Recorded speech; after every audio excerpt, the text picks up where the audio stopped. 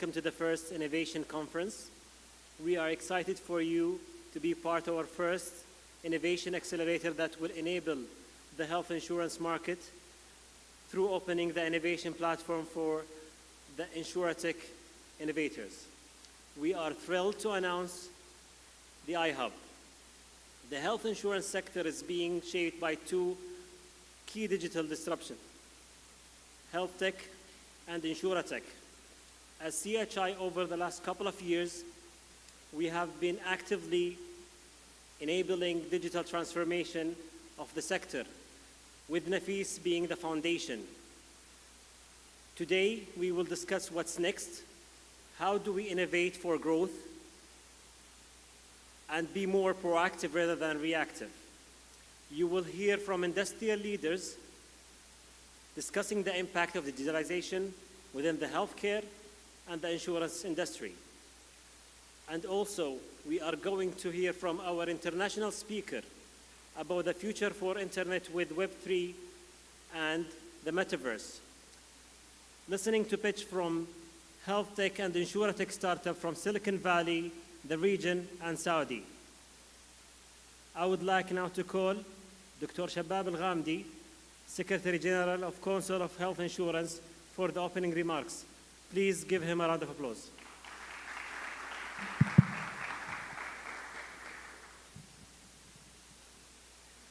Good morning, everybody. I'm sure all of us are excited today. We are going beyond normal. We are going to innovation. Dear stakeholders, CEOs of healthcare providers, CEOs of health insurance company, innovators, dreamers, CHI is really have a great pleasure to partner with you in a very exciting journey. We look to Vision 2030 is something that gives us really an inspirational guide to plan together to make sure we create a very strong industry that will help to prosper the economy, will help to provide a good healthcare, to be a role model, to be a very ambitious, because I think we are capable as a country, as a nation, as a stakeholder, to walk the extra mile. So we look together, my colleagues and myself, to continue partnering with you, to move forward, to beyond the current practice, to area where we can bring a real value to people that we are serving, and to bring a real value to the country we are proud to be part of. So my colleagues and myself will be at your calls to be major stakeholders, to be responsible, to be accountable, to be enabler, and to create the ecosystem that will help you to reach your maximum potential. So without any further ado, I'd like to welcome all of you. Looking forward to continue partnering with you. And I'm sure we'll come out with the good ideas and the good plans during today's conference. And I'm sure, Abdullah, will not be the last. This is just the start. And I'm sure we'll have more activity moving forward. And I'm sure we'll come out of this conference with new plans and new ideas that will take us to the next level. Thank you very much.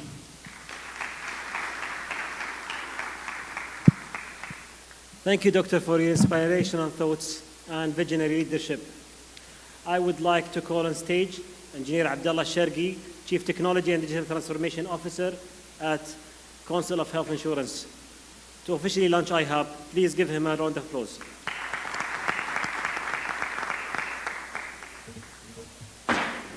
آسف. يلا معلش نبدأ كذا ببداية جميلة. طيب السلام عليكم. Hello everyone. Welcome. We are pleasure to have you today in the official inauguration of iHub. From our leadership vision, commitment to develop all the aspects of our country we are inspired here today to deliver iHub.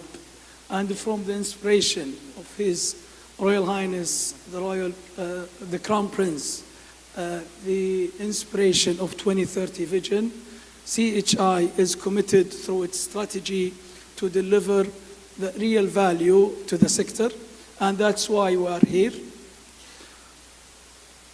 We draw the story from a digital strategy that's been approved by the board and being communicated to the sector and being developed in full alignment with the sector. We have a vision to develop the sector and bring interruption solution, sustainable, with high careful attention to data privacy and cybersecurity. Our digital strategy is based on 3 pillars. The first pillar is to have a digital mature sector, and that's why we are here. We have developed this platform, this initiative, to enable the sector digitally, and we are launching in Q3 a digital maturity index that we communicated last year to the market as a first survey in a partnership with the Saudi Health Council. The second pillar is to have a digital service offering, and that's why we have Nafis and our digital channels, and we've been communicated with the Man Business platform as well that will start very soon.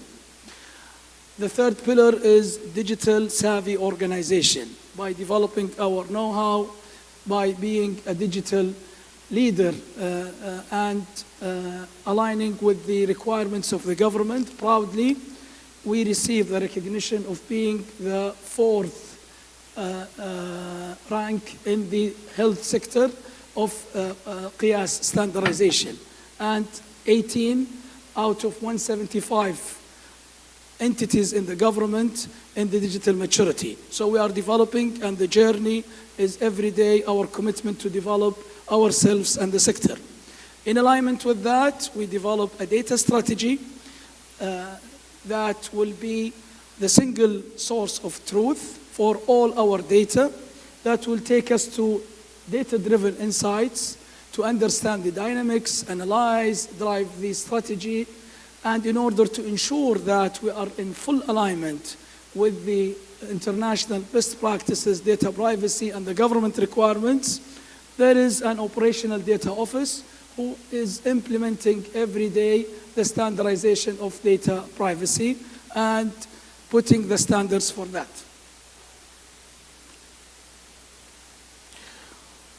We've been through a journey, starting from CHI strategy in 2019, understanding the gaps, analyzing the requirements, developing the policies. And we started in 2020 understanding and analyzing based on our vision and our commitment to the strategy, what are the digital gaps in the sector? How can we provide the real value? In 2021, proudly, we launched Nafis, and we launched our digital channels. The journey is continuing in 2022. We are here to launch the Digital Hub and the Man Business very soon, inshallah, and the Digital Maturity Index. And this takes us here to this moment, to this day, the first inauguration of the iHub. So what is iHub? iHub is the platform for all the sector that bringing everyone together, bringing the key players, payers, providers, bringing the academia, bringing the startups, bringing the regulators in one platform to analyze, to think, to deliver value, to overcome challenges. And this is what is the iHub about. Why now? As you can see, during the pandemic, digital solutions play a major role. And the companies and the organizations that don't have digital channels, they lost business. And that's why we think this is the moment, after the lessons learned that we experienced from the pandemic, it's the time to flourish, it's the time to think differently, it's the time to deliver something different. We are very blessed that now we have the platform, the dynamics in the sector Now we are seeing 270% growth in the VC investment in all aspects. We are experiencing 40 billion riyal investments in the digital channels. This is all enabling us to reach our goals in 2030 vision. And this will enable us to utilize the richness of data that we are now experiencing. Nafis and others will be enabled for the iHub solutions, for the entrepreneurs, for the sector to develop a different solution. And I always say first movers are the first winners. So what is the vision of iHub? The vision of iHub is to enable development of world-class innovation capabilities for the health insurance. We started this this initiative 1 year ago. We had a lot of meetings thinking how can we deliver a value. We had meetings with multiple entrepreneurs and we reached out to a partnership with Plug and Play today, which I'll explain later on. We think that there is a value that's being delivered everywhere, that the market is ready to adopt it and lead it and take it to the next level. Our mission is to act as a catalyst for this sector through enabling the ecosystem and overcome the issues, the challenges, to help and to develop the purpose of the regulation to reach the digital economy of Saudi Arabia.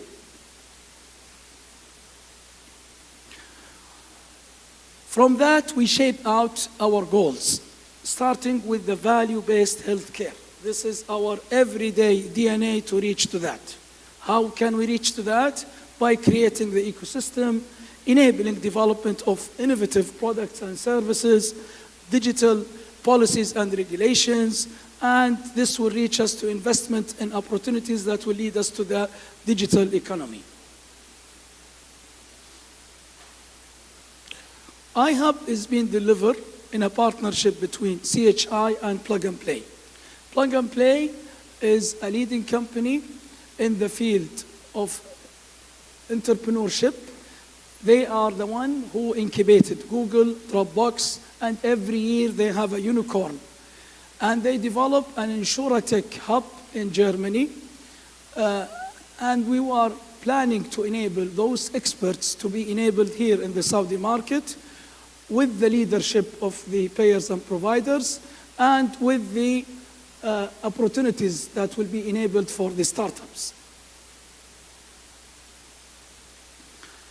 Today is the start. Today you will be seeing 9 startups and 7 VCs are willing to invest in those startups from US, from India, Saudi Arabia, UAE, from all over the world, bringing different problems and opportunities that can be exploited here in the market. We will be working in developing the sector, designing and operating the cohorts. We are planning at the first stage to have 5 cohorts. Each cohort will have a 6-month time. It will include know-how, developing the business models, helping in shaping the marketing plans, verifying the MVPs, getting connect with the sector. And through that, there will be a lot of materials enabled for the sector, enabled for the startups, and a lot of know-how and interviews and mentorship for those to be enabled. What are the benefits really with all this? We start with our partners, the payers and providers. They will be enabled for accessing emerging technologies. They will be sponsored with challenges. We understand more their pains and how can we help it, and design our regulations based on that. And yes, we will be able to design our policies based on the requirements of those solutions, how to be enabled. And this will be a think tank for the whole sector. All problems, challenges, trends, it will be the one access point for all the sector to enable them and to understand and to enable the opportunities. For startups, they will have the access for Sandbox. They will be enabled to enter the market through a platform that's been supported from everyone. They will have the access to customer in alignment with the key players and providers. They will have the experts who know and who will help them in this sector and bringing the know-how internationally. And they will have the access for data analytics and AI through our solutions, Nafis and others. To ensure that this initiative is working properly, it has to be in the center of the sector and enabled from the sector. That's why we thought that there will be an innovation board.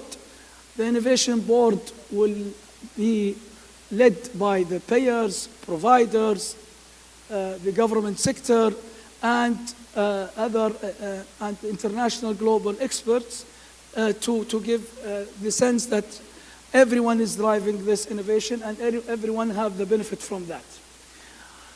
The board will be supported by an investment committee. This investment committee will be pure business to business. The regulator will not be involved in this, will be just enabling. It will be VCs, will look at all the outcomes of the iHub, and they will do the investment based on their interest and their evaluation. The iHub will be run by Plug and Play. They will receive all the support. They will have the proper selection. They will have the proper mentorship, and they will help the startups to get to demos, Series A, and they will help them with the support of the board to scale it up to the next level. How are we going to operate? Today we are starting the first cohort. However, the second and the cohort coming very soon, we'll start with identifying what are the problems. We'll hear from you. What can we throw those problems and understand, and Plug and Play will help us in shaping out this, and they will do the interviews with the businesses. Either it's a business that's running for a while, or it's a business that's just starting as an idea. They will do the selection, they will do the interviews based on a criteria. And then the selection will be finally made by the innovation board, who is represented from the sector. And we will start the piloting for the selected initiatives. Through that, we'll go to the investment stage, and it will go up to the scale-up stage if it requires real support from the regulators to design special regulations and enable that. Thank you. The journey is just starting. Enjoy the ride. Thank you for listening today.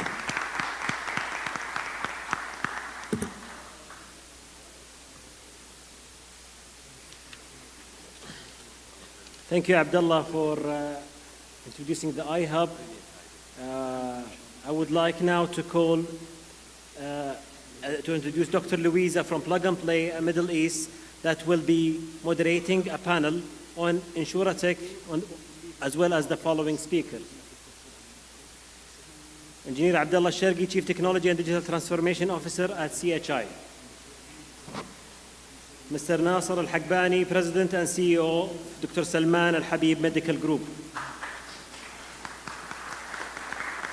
Mr. Tal Nader, CEO of Buba.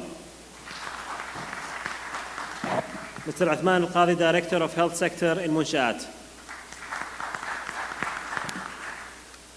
Thank you.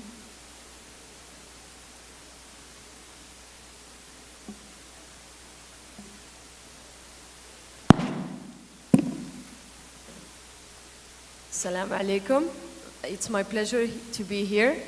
This journey with CHI has started, I would say, a year ago from now, where we met and really discussed how Plug and Play can really support CHI in this ambitious vision with the iHub, and how to really boost like the innovation efforts in the kingdom when it comes to health insurance.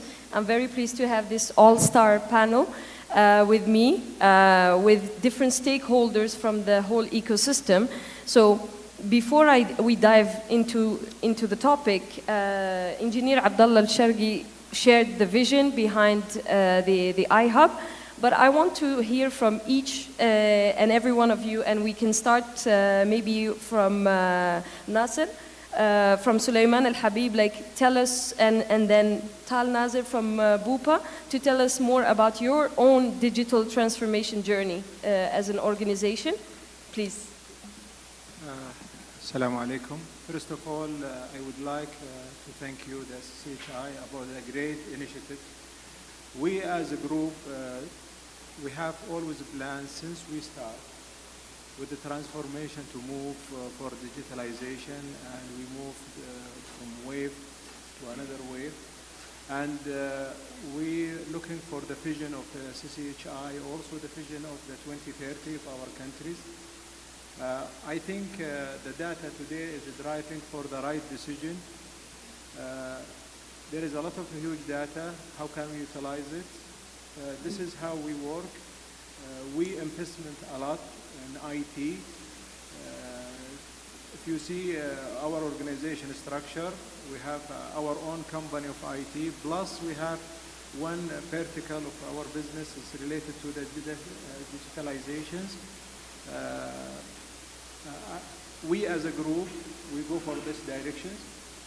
We congratulate the CCHI about this great idea. I talked with Dr. Shabab, how will we participate, how can we invest, because we believe in it. Great, thank you. Tal, over to you. I mean, first of all, thank you for the invitation.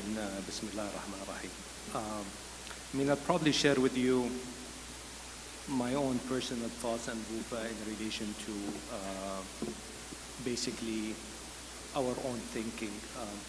I think the current model of the health insurance today in Saudi does not work and needs evolvement. So if you want to compete or differentiate based on pre-authorizations or call center, it's a bit outdated. And when you look at the disruptions that are happening in the healthcare or the insurance industry globally, it's quite massive. And there are a lot of different models, whether it is integrated models such as Kaiser or Bupa, whether it is purely digital models such as Babylon, whether it is combinations of between pharmacies and insurance such as Aetna and CVS, whether it is all the new digital fintech companies that are happening. And I think in Saudi today, we're ready for it. I think the regulations will definitely help. But we're also seeing today disruption in Saudi in established industries. So for example, when we see STC Pay competing with the banking industry. So there are many disruptions, and I think this is an extremely exciting opportunities for every player in the industry, whether you're small or big or a small entrepreneur, to take advantage of the changes that are happening in Saudi. Thank you so much for your thoughts. And you know, healthcare, health insurance in general is a late adopter of technology, as we saw it. Fintech and other sectors have been disrupted way back. There were a lot of things holding us back. Obviously, patient safety and all these concerns are one of the reasons. And then COVID came in and really shifted probably the way we think about it. And with that, I wanted maybe your thoughts, Engineer Abdullah, on something very specific. I know value-based healthcare speaks to you. It's very dear to your heart. So tell us, you know, as it relates to value-based healthcare, what was the vision behind Nafis, the Nafis platform, and what you expect the Nafis platform to unlock as opportunities in the sector? Not close to my heart, close to Dr. Shabab. So yes, Nafis is all about value-based healthcare. So Nafis is enabling the payers and providers to have one platform. As I said multiple times, we have a very mature digital environment. I believe the insurance companies, the providers, have major steps, and they did this before even Nafis existed. Nafis will enable their maturity more and more. Nafis is bringing unified data. We see that the mature companies, they will be benefiting from Nafis in analyzing the data and getting to know their clients more and serve more. The regulator will have transparency, understand the journey, understand the diseases, understand the trends, and being enabled to design policies in more innovative way. I believe Nafis is the base for that, and as I communicated, the data of Nafis, Daman business, Dr. Shabab is always pushing us to the open data, and this will be enabled in the open data, and all those will be enabled for the startups, for the sectors to use those data. So this was the vision and the commitment that we are pushing for Nafis and the other digital disruption. Congratulations for that. And definitely, I think, you know, data is great and having a lot of data is great, but what to do with that data is the key. How to generate the right insights when it comes to like planning your whole healthcare or insurance sector. This is what it could potentially offer. I want to turn back to you, Nasser, from a provider's perspective, as Sulaiman Al Habib Group is one of the largest here in the country and in the region. What do you think are the most pressing challenges that technology can that you can benefit from technology? So from a provider's perspective, from a patient perspective, and from an admin, hospital administrator perspective, what are the tech challenges that you're facing that you need technology to address? I think this is a big question, and because anybody who's not working with technology, he will be out of the business. Since we one of the largest group of operation, let me talk about Nafis. Today, as a CEO, I receive report from Nafis, give me all my branch evaluation KPIs. Okay. There is a lot of feedback, right decision, action done according to what we receive, the information. Before we didn't see this data. Today, it's available. Give us the right decision because the data is available for us. If I came from another side as the beneficiary and the patient, I think today available of the data, it's helping to improve the quality, what is given to the patient. Also help the doctor to make a decision right. Not just looking for, I think there is a lot of benefits from simplified procedures is done, service improve, also the quality and the transparency of the relation between the insurance company and the provider. Now it's more transparency because we have one platform by regulator. Also, I think this impact on the patient when he receives quality of care, service, excellence. The patient journey, if we compare before Nafis and after Nafis, there is a lot of improvement. And I think CCHI have satisfactions and how do the people to measure it. I think what I see last night from Dr. Nasser, there is improve of the service what is given to the client. Technology is part of our life today. Yeah, thank you so much. Tal, on a from a private insurer perspective, like, what do you think are the most pressing use cases that technology can provide solution to? I mean, I don't think of it as a private insurer. So I think I need to look at it in relation to from what customers want And I think from what customers want better service, quick access, cheaper cost, better health. And then the question I would ask, what are the solutions that can happen to provide that to customers? And I think when you combine that with what we have in Saudi today, which is a very young population, which is a very digital, it's a digital population, and then it's a great market to invest and take advantage of the fundamentals around digital, young population. How do you connect it together? Can you provide better health? Can you provide convenience? Can you provide access? And I think these are the questions that should happen to everyone's mind. Absolutely. I think you're flipping the script and seeing like what value can technology bring rather than we have a problem, let's fix it with technology. And you're absolutely right. I know somewhere I read that like for Snapchat, the user base is the biggest in Saudi. It's one of the most digitally native populations across the world. So you have the chance to leapfrog, and you don't have that legacy for these young people to demand better services in healthcare, in all other sectors with the phone.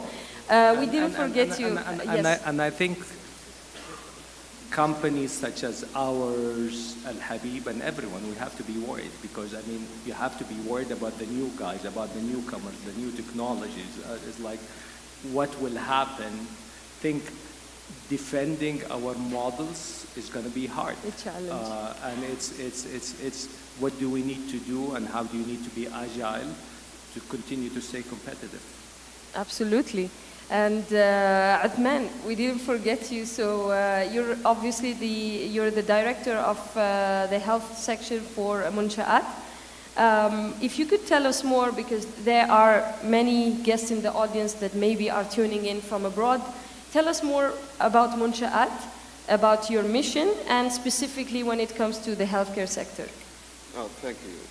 I believe there's not enough to shed the lights on the services that we try to offer to the markets that we cover, which we focus mainly on SMEs and startups in Saudi Arabia for multiple sectors, where we hope always to bring them the growth that they need to succeed and thrive the economy as the Vision 2030 main pillars.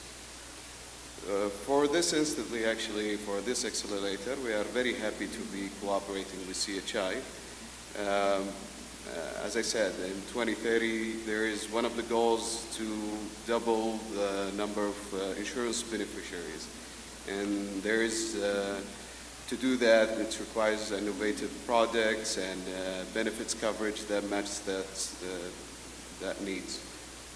And for us in Munsha'at, we have multiple services, and I'm going to try to summon them up in 4 main ones that are really touching the point for each and every market, and specifically in health sector, where we have one, ease of doing business. It's a regulatory process that works with our stakeholders mainly to increase the commercial activities growth by having multiple tools.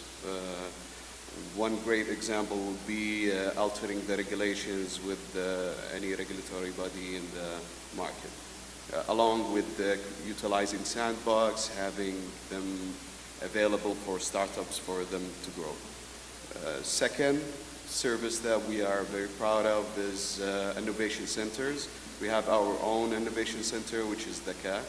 And we have also our partner innovation centers, accelerators, and incubators, which we supervise mainly and give licenses to them to have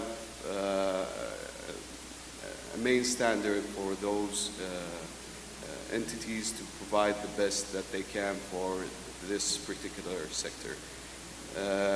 Through them, we provide technical support for innovative startups from ideation all the way to validating the MVP, and scaling up these ventures. Last year, we actually helped 8,000 companies or startups with 3.5 million riyals just to support their growth. And over the past 3 years, it's actually been 250 million riyals. I know the pandemic made their impact, but it was very great in the past 3 years when it comes to numbers. These 250 million was divided between reducing cost by, for example, offering free spaces, giving up prices as in hackathons, and having financial grants for these companies. The third service, which is very crucial, is the SME Support Center. The SME Support Centers is usually where it's a hub for entrepreneurs to meet. It has the managerial, financial, operational support services, which comes in mentoring and consultation form. These are mainly the services within this SME support centers. And last but not least, the most thing that we are usually being asked for is the financial services. Financial services is very crucial for every startup and SME, and we always know how the feedbacks always comes to that service particularly. We have a financial gate, and I encourage each and everyone to get into it. The financial gate for SME bank usually it gauges every entity depending on their sector, their size, and give them the right product that will fit their need. We have also hackathon prices, and we also in charge of linking these startups with investors within demo days.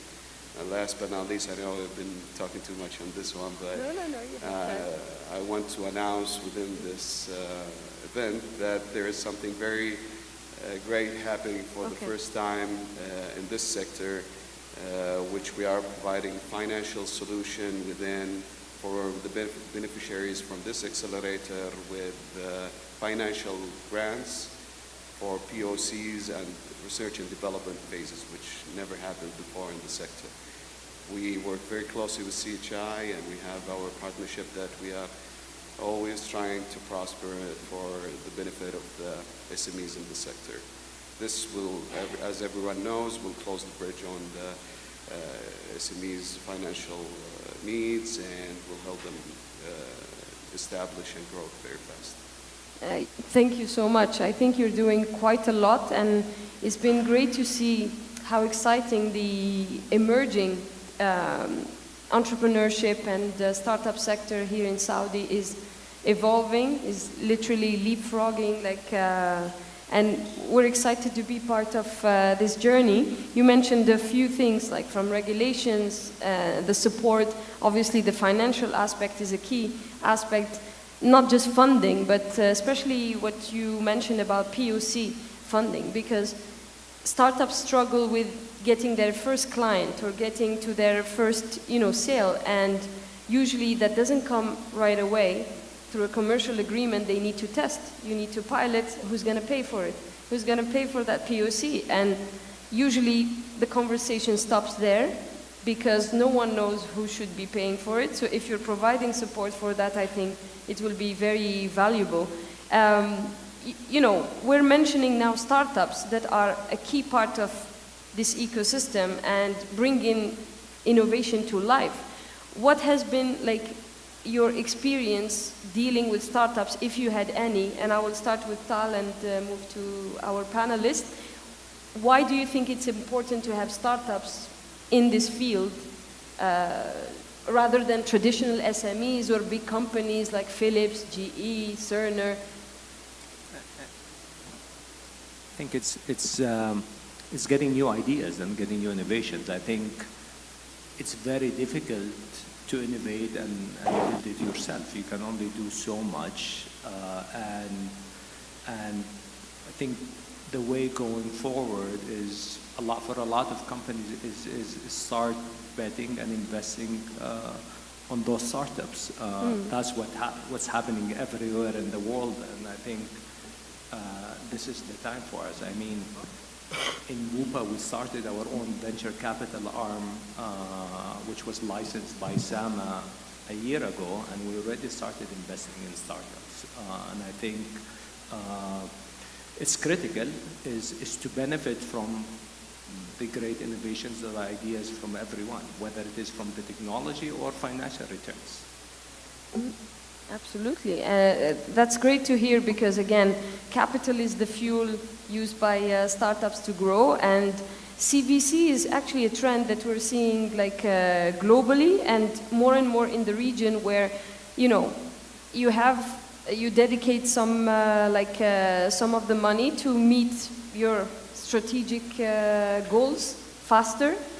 You outsource, in a way, these solutions that you bring to the table. Have you had any experience with startups so far? Have you implemented? Yes. Tell us more. I think we've done a few investments. I don't know. For example, we invested in Okadoc, which is the largest telemedicine company in the UAE, and we invested in it, and we use it our platform here in Saudi, completely independent.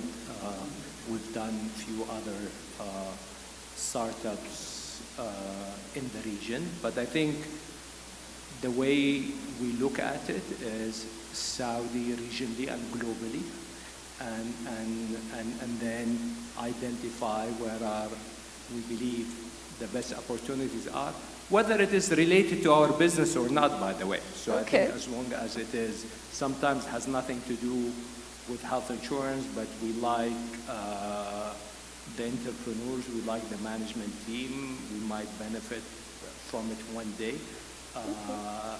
There's a lot of learning from all these new young entrepreneurs for our team, so that's how we think about it. Absolutely, and we'll be sending you some deal flows. As you know, Plug and Play is also a VC investor, so our founder actually has 26 unicorns under his belt, so either it's very lucky or very good at investing. I wanted to turn to Sulaiman Al-Habib, like from, you know, Sulaiman Al-Habib Group perspective. It's great to have startup, but we've seen globally, not just in Saudi or in the region, that it's hard to try to work with startups in a hospital setting. Why do you think, what do you need, let's say, from startups or from your teams to be able to, you know, do more collaboration with startups? I think Sulaiman Al-Habib is a different case. Today we have one of our sister company called Cloud Solutions. We split out from our line of business, specialized in health IT. I think we're the biggest health IT company in the kingdom. We have around 500 developers, and the people focus. And we have a separate management board for this company, and we have also counseling from expert people to work to guide and to build the strategy of this company. Plus, part of them strategy to invest if there is any new start. I think our company today have 11 IB. We're the biggest implementer of back system in the kingdom from GE company. We're not focused about the people looking Sulaiman Al-Habib as a healthcare service provider. No. We have different name of company specialized in health IT. We're very proud. We have our HIS, what is made in Saudi Arabia. It's called FIDA. Today implemented in 50 hospitals, different than Sulaiman Al-Habib facilities. We implemented in 2 or 3 universities of the kingdom, and we compete with the international company. Our company also part of them strategy to invest for any startup. This is dependent, but should be related to the health sector. Of course, makes sense. And it's great to hear that like even you're venturing out of your traditional role, whether it's your investments or even the companies you set up. That independence allows you to look at problems or look at technologies in a different way, which I really like. Coming back to your role, Engineer Abdullah, CHI, as I don't like to use the word regulator, I like to use enabler. What is the difference and how would you enable this startup ecosystem as CHI? By having this panel today. Right, so starting from the policies that CHI is changing, there is a lot of policies that have been adopted in the last couple of years, is being now reviewed, edited. CHI now, every policy being developed is go through multiple phases, starting from analyzing and then discussing it with the sector, the impact, and then design the proper policy accordingly. For example, when we developed Nafis, we've been through a lot of challenges and a lot of change. We interrupt what payers used to do, providers used to do, and we change and adopt a lot of ideas come from the sector. We did a lot of task force, we bring everyone together, we listen from both parties, and we come back to them with solution.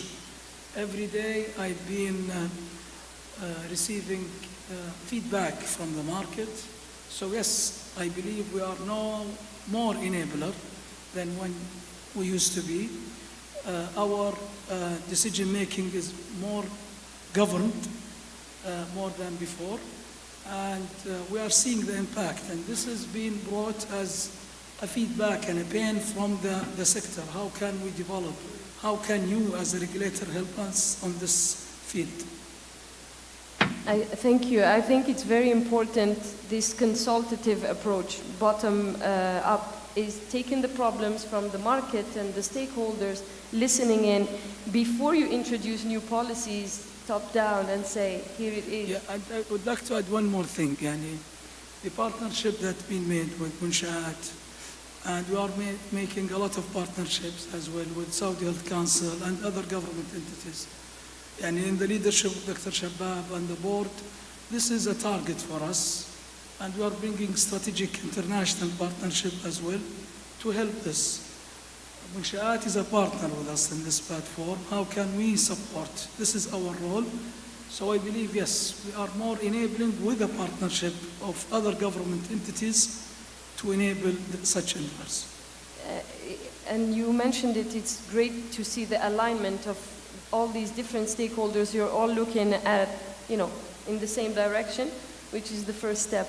So I wanted to go back to you, Atman, regarding Munshaat. So of course you have a big mission, because we know entrepreneurship is a huge source of job creation for the Saudi youth. And there's a lot of tech talent that I met quite a lot of entrepreneurs that get me excited about the future here. But you have here panelists from different sectors. What would be your ask from the larger sector to help you in your mission in having more Saudi entrepreneurs? Well, it's important for every market to have a role model. And here we have the role models along with Tawni over there in the sectors that really important for the health sector. When you see, we have like almost 52 activities within the sector. Two main of them is health providing and insurance. Without them, the ecosystem won't be working as fast as we have right now, or the growth won't be as fast as we have right now.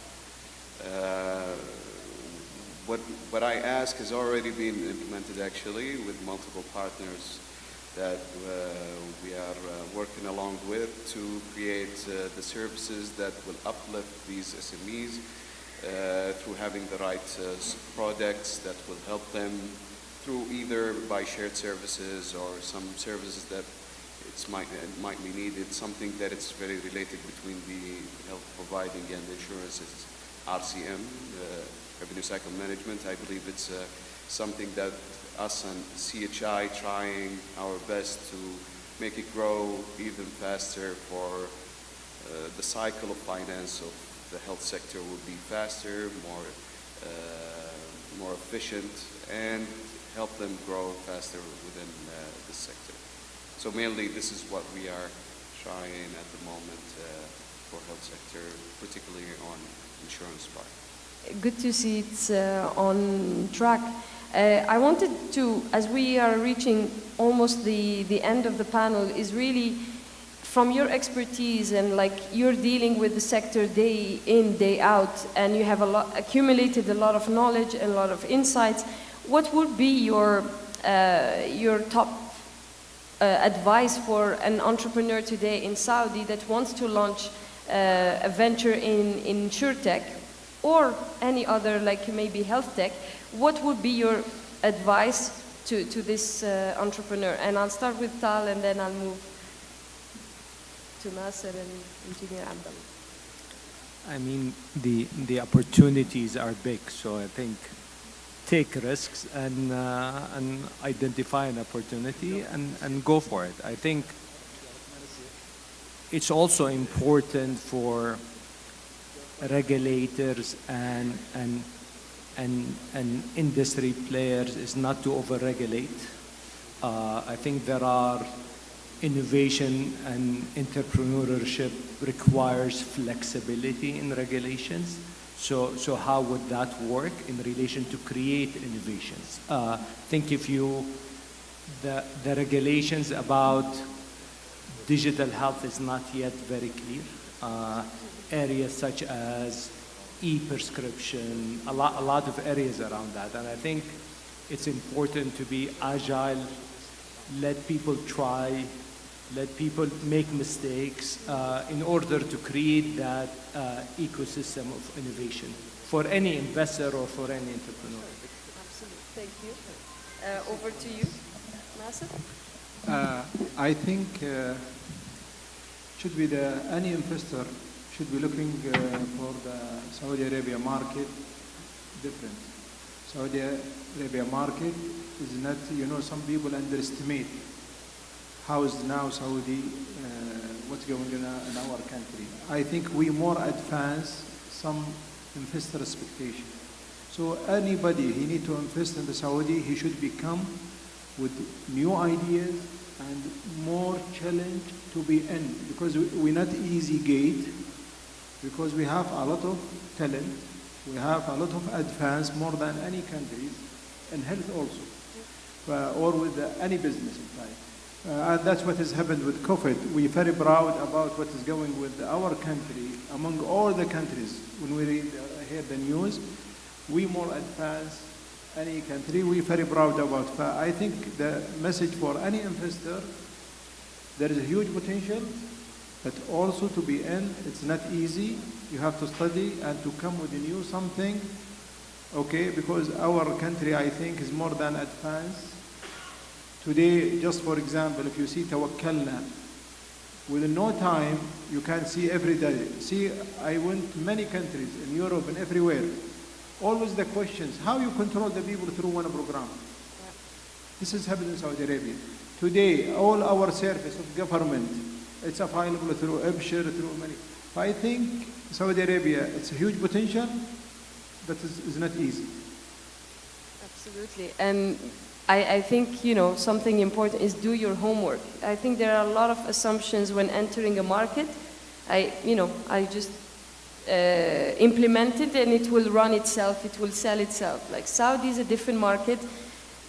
Entrepreneurs need to study the solutions that are suitable for the market and then start from there.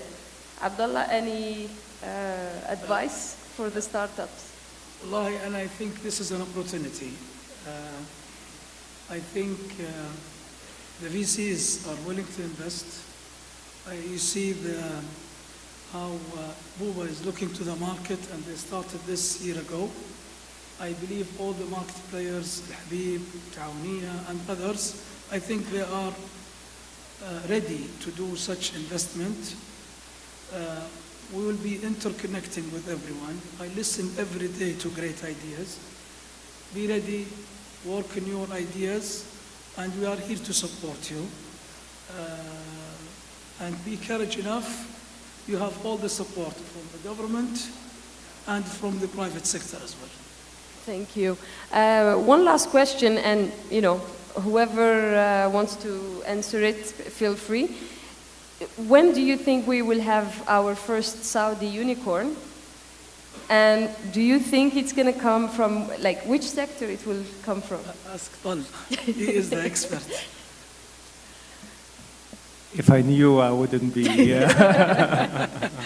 Yeah, that's a great answer. You'll definitely have Saudi unicorns. I think you're already starting to see Saudi unicorns in tech outside of health and fintech, such as Jahez and a lot. And I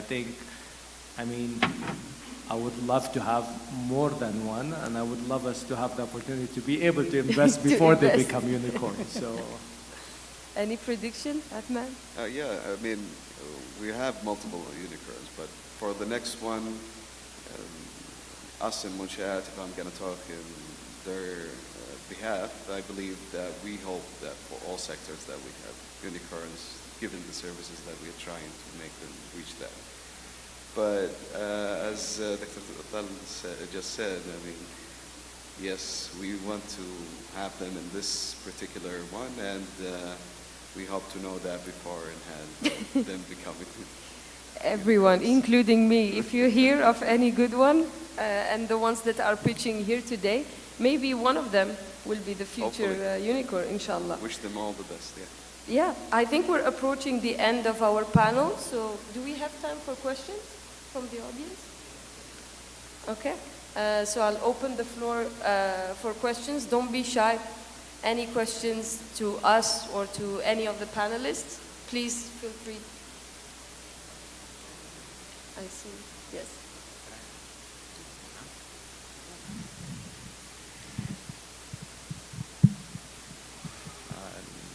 Engineer Abdullah, I think there are a lot of insurtech models, and some of those basically models could be a front end or a distribution insurance models. When you say insurtech, is this related only to a claims and back end operation, or any insurtech working in health? That's the first question. The second question, the challenge, I guess, is the regulation, where today, as we speak, there is no regulation for the insurtech. So there is no insurance regulation. So how will overcome this challenge? So that's the second question. Thank you. Okay. Thank you for the question. So for the first part of the question, yes, it will be the full spectrum. It will have the health insurance tech. So we have, for example, Okadoc and the appointment systems. You will see something in the laboratory, in the startups. You will see some things in claim management, etc. Those are the spectrum that we'll be working on. For the regulations, طبعاً, as you know, we will start with what we have today from a regulatory point of view of approving the funds, etc., and developing the regulations as we go. I believe the enablement that will be received for the startups, especially in the beginning, yes, they will have challenges maybe of non-existent of such regulations, but they will have the opportunity to shape whatever it requires from the regulator. Maybe Dr. Shabab can elaborate more on this as well. Actually, I have a question. I will not لا، answer. أنا شفت كرافات السباق تساعدني. My question to all the leader in the market. what's your feeling on creating your own innovation kind of center within your organization? I think we saw a lot of models around the country, big corporation. They established their innovation center within. It's like R&D. So I'd like really to hear from the panelists their thoughts about it. However, regarding the comment on the regulation, it's a very evolving sector. I think it's like the fintech, and now we see the government is moving and adopting a new policies to support. I'm sure this will happen also for the other sector, and I hope we'll be fast enough to meet your expectation. Well, I was having difficulty hearing you. Can you repeat the question, Abu Saad? How is it for them? Now I see some of my competition, so but we'll do it as a CSR. And I mean, the way we do it in Bupa is we have, I would probably say, two different arms. We have our own digital innovation arm, where we have Nadia here leading it just behind you. And that team is around 70 people, and all they do is come up with new ideas digitally and build it ourselves. And I mean, we have a committee and we come up with ideas and we build it. And then we have a completely separate team, which is the venture capital team that looks externally, and looks externally for ideas for investments. And they're completely different teams. Sometimes the venture capital team says, listen, we looked at this company, we like it, we're going to invest, do you want to use their technology or not? But that, it doesn't mean if we're going to invest, we have to use the technology and vice versa. So that's how we operate today within Bupa. We as Sulaiman Al-Habib, we have different, our number of staff. I think the idea is coming from everyone. We change the concept of business development from, we make slogan, the business development definition. It is your incubator for your ideas. The meaning the ideas came from everyone. We not have limitation. The business development who have the power and empowering to support and to create.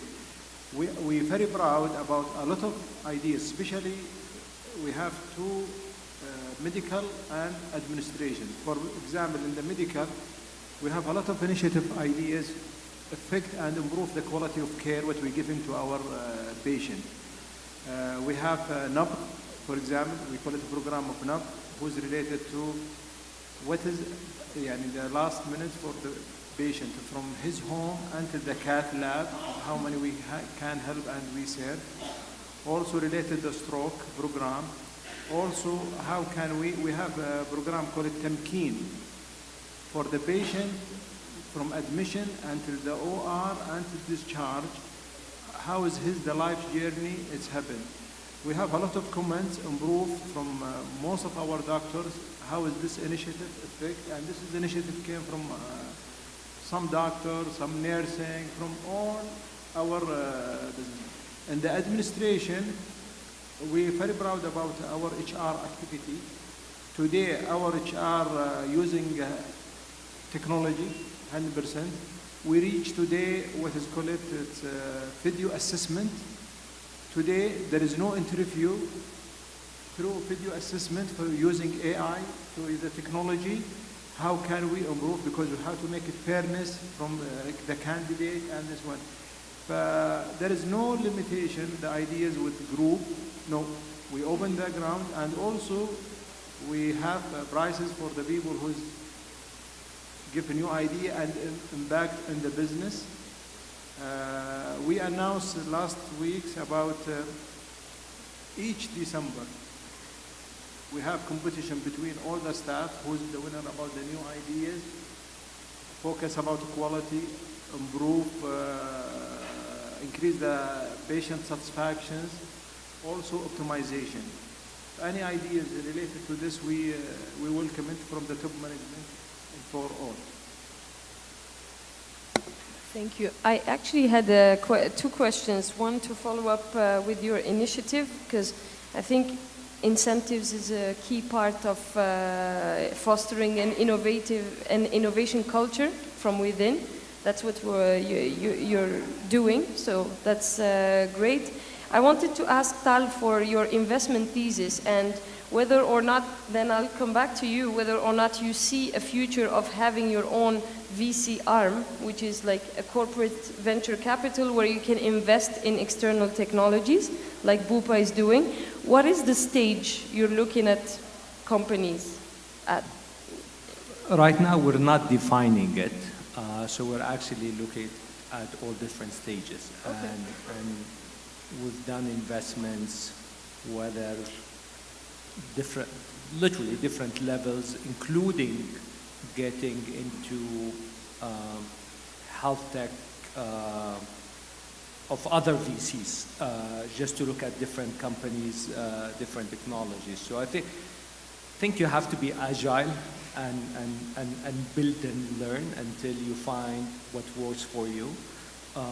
So right now it's purely, I think we're leading it from a very entrepreneurship, not a corporate structure in relation to network, identify opportunities. I met this company, I met those people, someone said me, let's meet with them. And so it's a very Agile. entrepreneurial, Yeah. agile, and especially in this world, it's really about, do you like the management team or the founder, and do you like the technology, and you're putting in a bet. Exactly. And will it work or not, you don't know.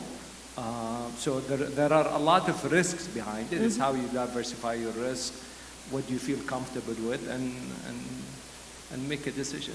Absolutely. So we'll tell you in 5 years if we're successful We or will not. see in 5 years, we'll have a follow-up conversation. What about Sulaiman Al-Habib? Do you think in the midterm, long-term, you will see a structure within the group to invest in early-stage technologies? I think this is one of our strategies. Yeah. Today, I think there is three. I think maybe we as a company more representative here, because I see my colleague and most of them senior of the company here, because we believe and we came to see and what's going on, and this is part of our strategy. And I know, like you mentioned it in the presentation, you also have plans for, do you have plans for CHI to invest? Wallahi, CHI is enabler. Yeah. And CHI will always act as enabling. The opportunity will be enabled for the market. So this is the position of CHI. That's my cue. I think I smell the food, and it's been a pleasure having you on this panel. I thank you for your insights, and I hope the audience enjoyed this panel. Bon appétit, and يعطيكم العافية. شكرا. Thank you, panelists, for this insightful discussion. Would like to invite you for a lunch break and a prayer break. We'll see you by 1:30. Thank you.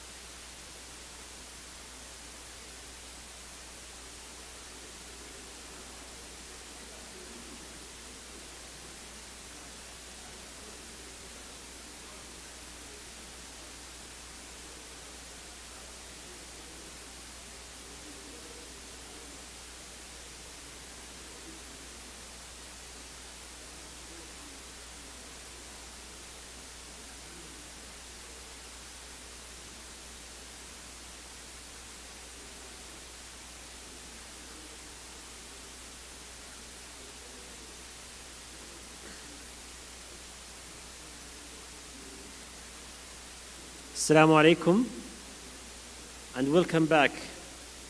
I hope you had a pleasant lunch. Before I introduce our international keynote speaker, who's here heard of metaverse?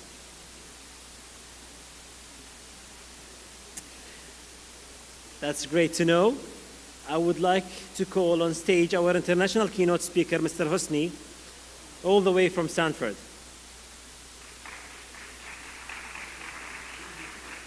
Amongst many things, Husni is a lecturer at Stanford University Business School on Web3 and Metaverse, and the president of the first Metaverse Academy worldwide. Welcome, Husni.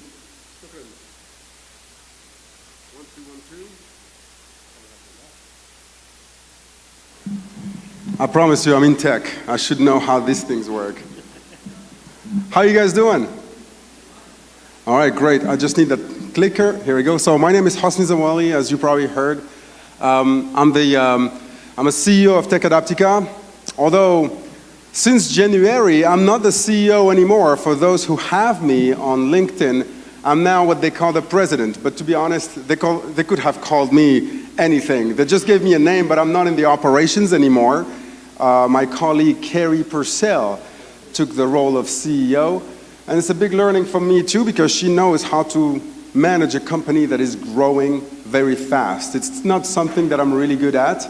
So at the end of the day, I feel like you gain a lot of power by giving it away. So that's why I know there's a little mistake there. So I'm also a consultant at Stanford University on online education, especially for executives. So when we started this entire journey about the metaverse, it was really interesting at the very beginning because a lot of people thought that we were building a video game. So you know how annoying it was for me 10 years ago when I started this journey and people come and say, hey, Haas, that's a really good video game you're creating. And I'm like, dude, it's not a video game. And then something happened. COVID-19 happened. And everybody came to me and was like, hey, Haas, your video game there, it's going to be really useful during COVID. And I turn around and I say, it's not a video game.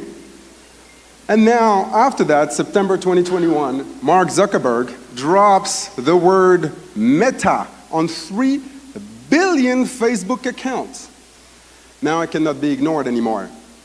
Now everybody understands that the internet is moving from a 2D static page to a 3D virtual world. Whether we like it or not, we're going to talk about it. This is what Tech Adaptica does in a few seconds.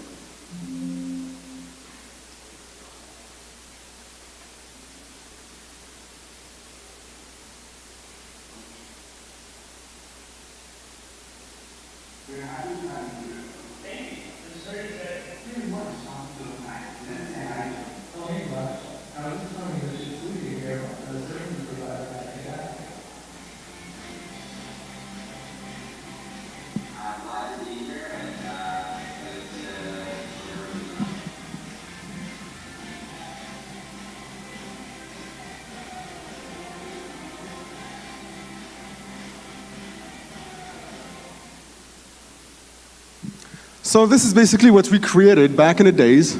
Oh, so I'm trying to move the down. There we go. All right. So as I said earlier, what is the metaverse? It's not just a new gadget. You need to think about it as the new internet. Do you remember back in the days when we were thinking about, hey, the Internet of Things? That was cute. The metaverse is totally different. It will affect everything, and we'll see why. It's going to transform a 2D static page into a 3D virtual world. And what's in it for you? What's in it for you in the medical world and the insurance world? Then again, I think that I'm well placed to actually talk about it. My wife is the first Somali surgeon in Canada, and we meet with a lot of doctors, hospitals, CEOs, and they all have the same questions. How will the metaverse affect the medical field? Well, we're going to talk about it. So the biggest problem of the internet today, it's loneliness. But the metaverse in 2024 is going to represent $800 billion. The problem with the internet today, it's an engagement. The metaverse by 2031, it represents $30 trillion. The problem with the internet today is Zoom fatigue. Everybody's tired with Zoom. Well, there is an urgent need to transform the web from a 2D static page to a 3D virtual world. And with the metaverse, you need to see it this way. It's a little bit like a Star Wars.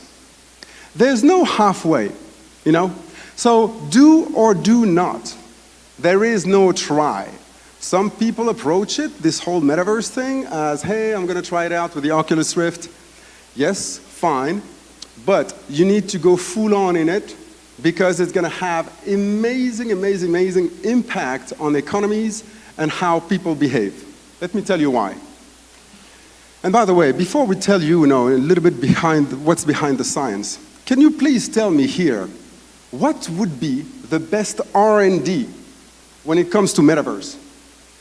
If you had to start somewhere to think and observe and study the metaverse, where would you start? Anyone?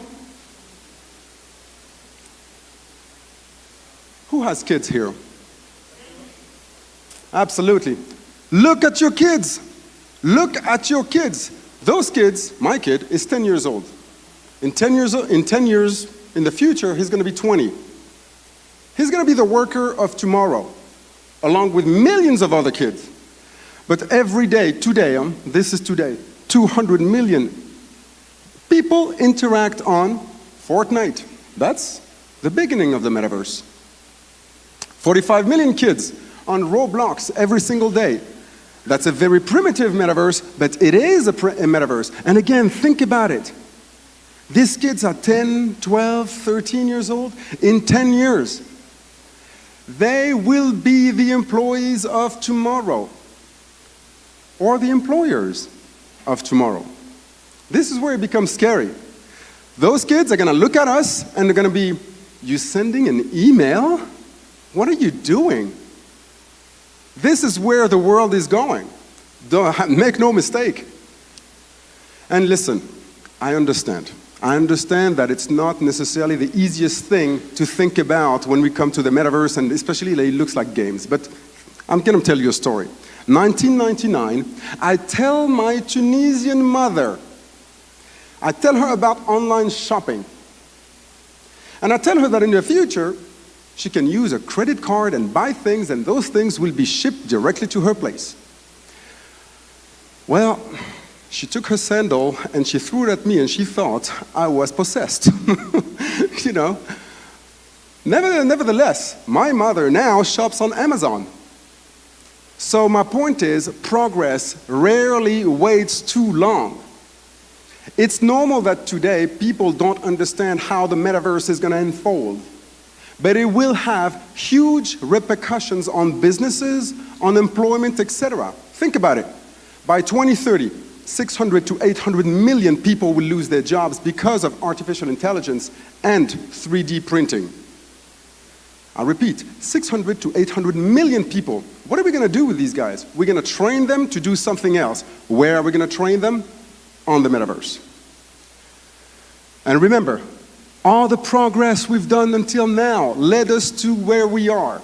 Today, better than any other time in history of humanity, I don't know if it's actually true, but obesity kills more than famine. That is true. Only today, car accidents kill more than war. And there are more people dying from old age than disease. We've done a great progress. Yet, it's not going to stop. A new world is coming, and this world is virtual.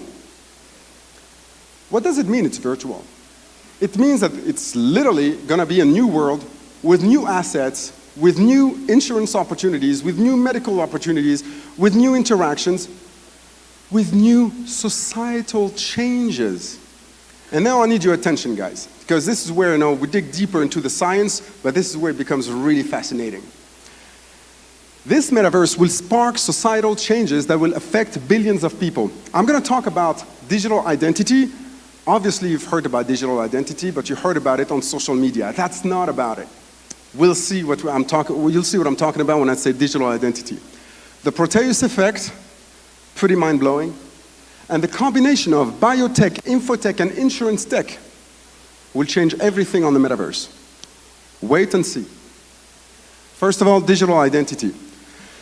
The digital identity, let's just say I go to a store, a real store, okay, and I want to buy a shirt, okay? There's a whole system in place to basically prove that I am who I pretend to be. My credit card has my name, my face, I don't really look suspicious, you know. But on the metaverse, with an avatar, how are you going to pretend or prove that the person behind the avatar is a real person? Well, a digital identity is basically more than the appearance. It's actually your trust capital, what you've done before, almost like your credit check, etc. That we will need a lot of insurance people to actually provide these kind of regulations. The Proteus effect, let me tell you a story about 2017 Stanford University. We gave the same avatar to 200 students. 200 students. And we made them negotiate on what we call a distributive negotiation. What is a distributive negotiation? It's super simple negotiation. More for you is less for me, more for me is less for you. The same avatar has been given to 200 students, except 100 of them, they had a taller avatar. Just taller, but the same. Well, guess what? Systematically, the students with a taller avatar negotiated more aggressively than the students with a shorter avatar. This is really new in terms of human interaction. We always thought that we control the avatar, but now the appearance of the avatar has an impact on our behavior. What does it mean for you? Predictable behavior. It wasn't really surprising that Prada, Gucci started knocking our doors and say, we want your avatars to wear what we're selling. Because the appearance of the avatar has an impact on your behavior. That's the Proteus effect. The healthcare and insurance industry, it's a very good point here because how the metaverse is going to impact all these industries is actually quite straightforward.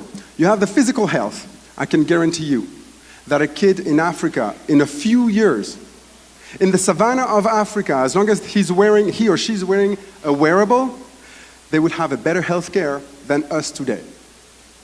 I can guarantee you that. Why? Because these Fitbits and these Apple Watches, they will evolve. And they will start measuring pretty much everything. Your level of oxygen, how many steps you took, but also if you smoke, what you're eating, how much did you sleep, your level of cortisol, your stress level, your level of serotonin, etc., etc. And obviously, they will know more about you than you think you know about yourself. The metaverse will also impact the mental health. Anyone with phobia? Anyone with training? Empathy? Virtual jails? There's a lot there that can be unfolded in terms of how we going to train people and to face a lot of mental barriers. There's this training called Walk in Her Shoes, where we basically let white male wear the Oculus Rift and walk in the shoes of a black person or a black woman and see how it feels. Very, very revealing. Increasing the need of insurance. Everything we're going to buy on the metaverse, all these properties, all these digital assets, the need for cybersecurity, the fluctuation, the volatile cryptocurrency. You obviously saw what's happening right now with cryptocurrency. There's a massive crisis on the horizon. All that will lead to one point and one point only. The need for regulations. You will see. You see, like Elon Musk saying like crypto, crypto, crypto. Now it's all falling. It's all falling like never before.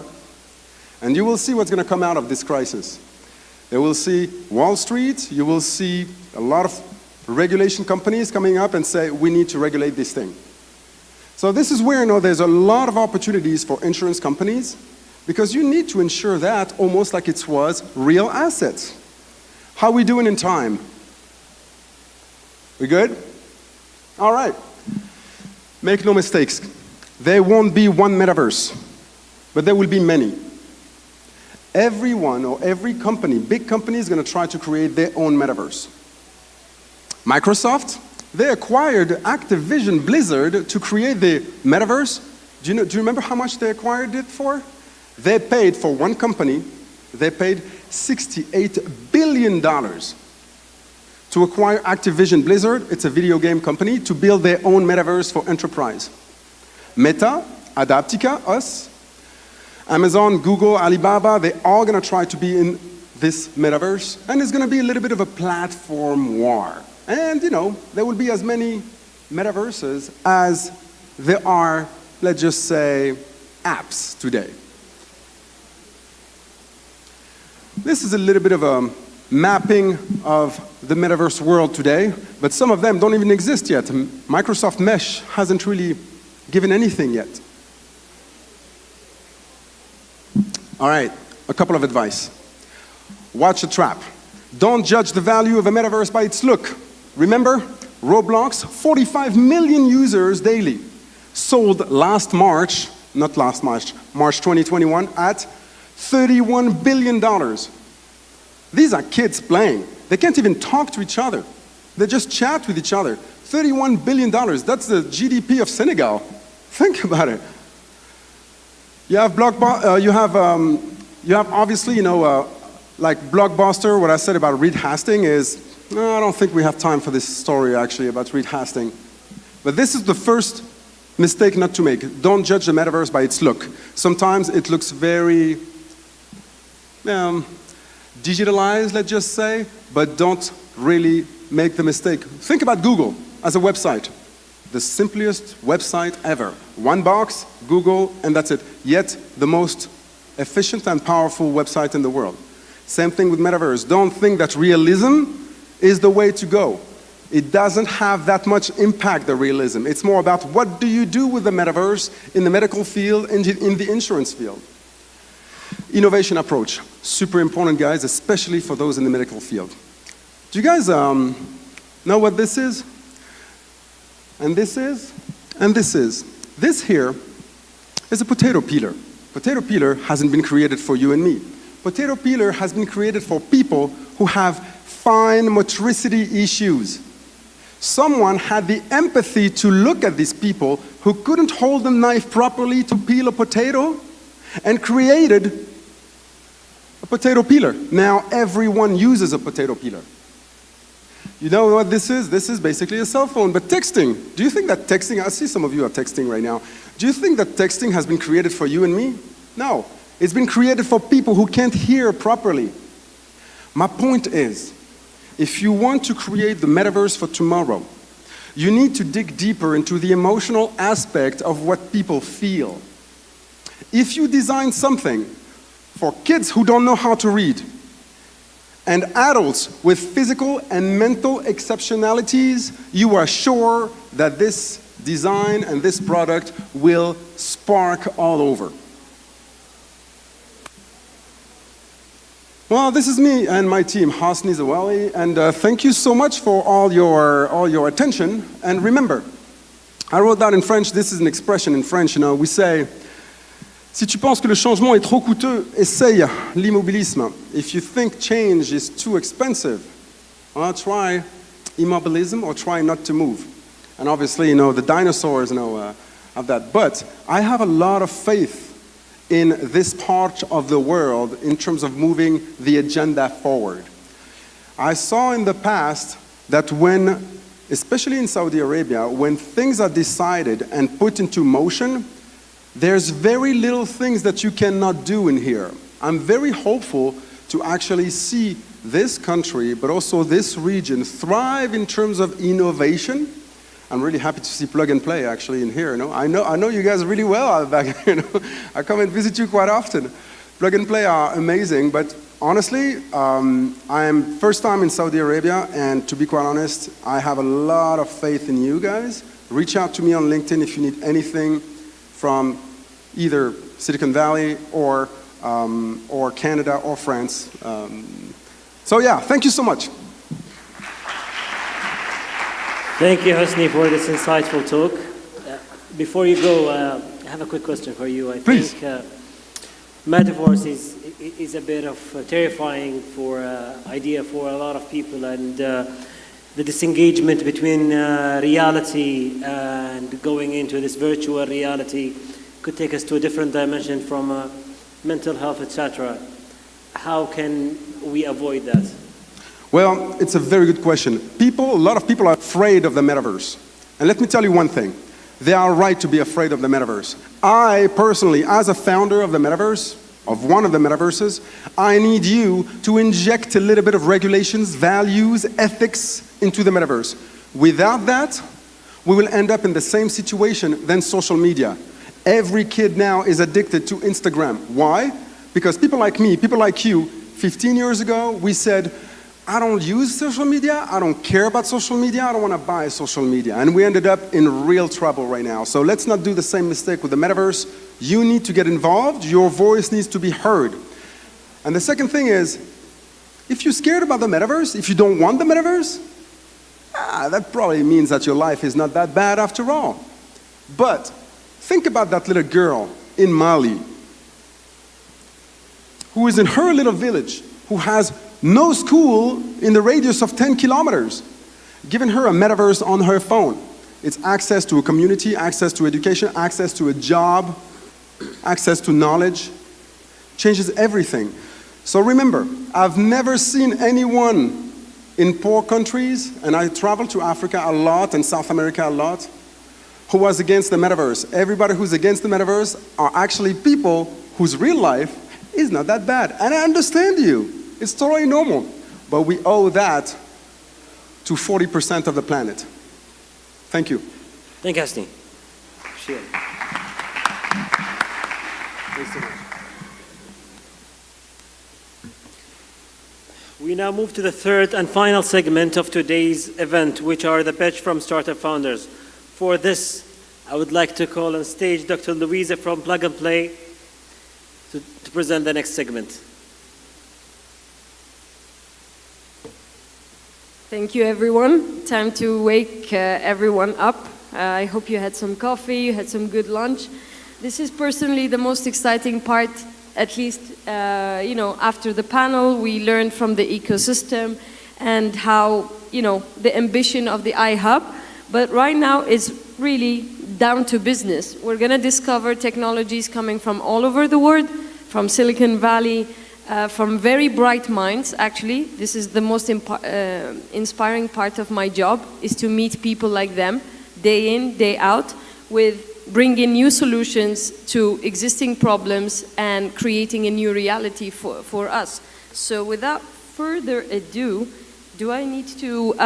so we're going to start our first pitch session with one of them presenting in person. We're going to start with Predictive. They're coming all the way from Baltimore, although he travels all around the world. And it's a very exciting technology related to digital twin. So without further ado, I invite to the stage Dr. Sajong Young. The floor is yours.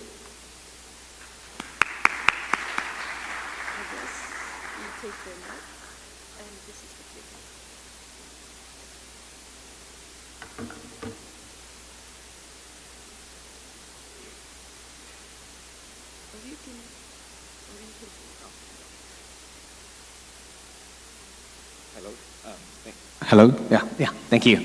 I'm Sajung Yun, Y-U-N, no G there. Very nice to meet you. It's a great honor to be here. I appreciate for this chance. I'm the CEO of Predictive. We do the predictive analytics, and but also I have a side job at Johns Hopkins University. I teach bioinformatics at its graduate school. For the last 12 semesters. Today, I'd like to talk about predictive analytics to use for the public health.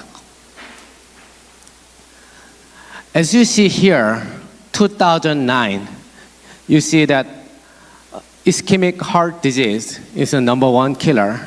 In this kingdom, it took away 40,000 lives that year, every year. And 10 years later, still ischemic heart disease was the #1 killer.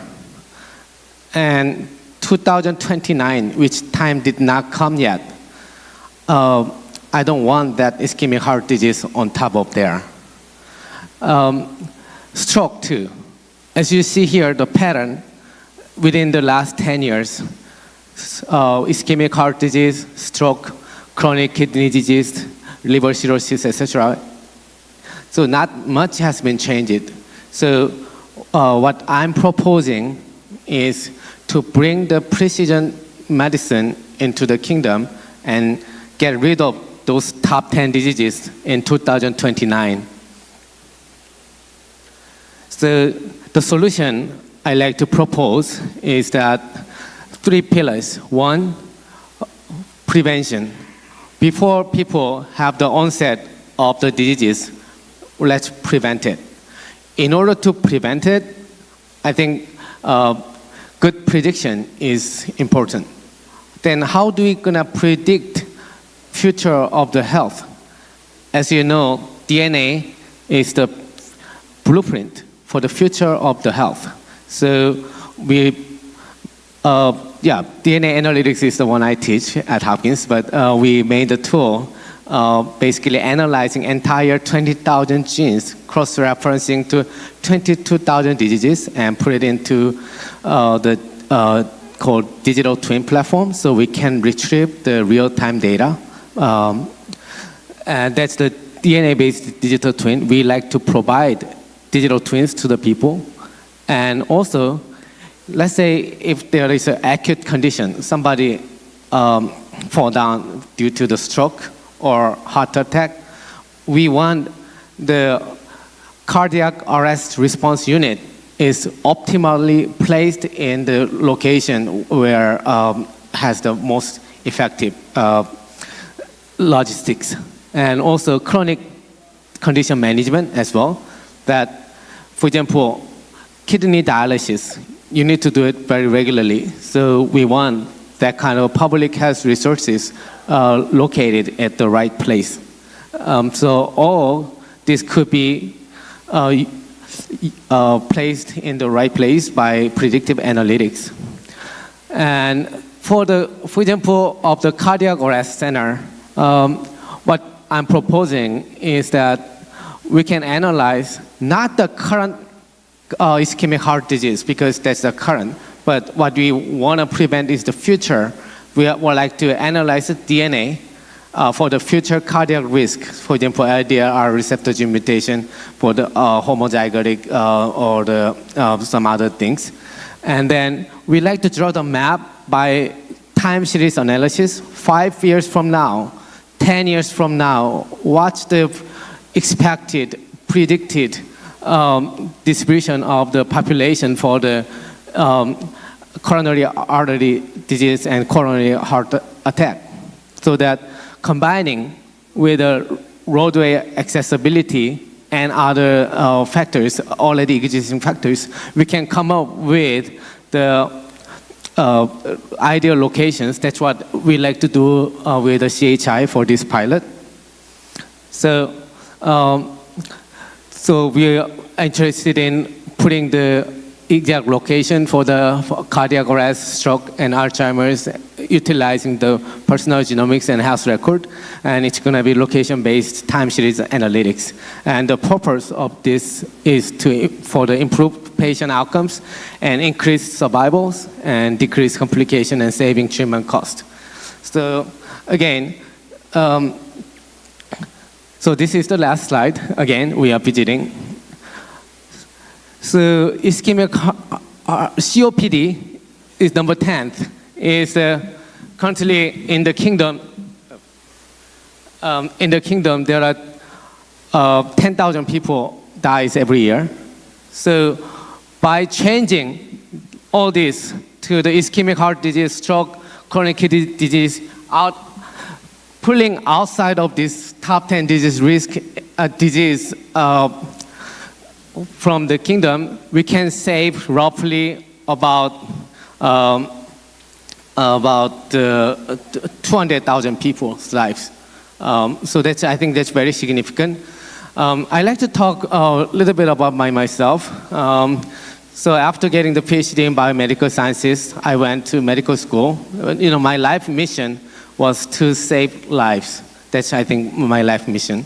And while doing the surgical clerkship, I was able to go to the general surgery, maybe at most 5 cases.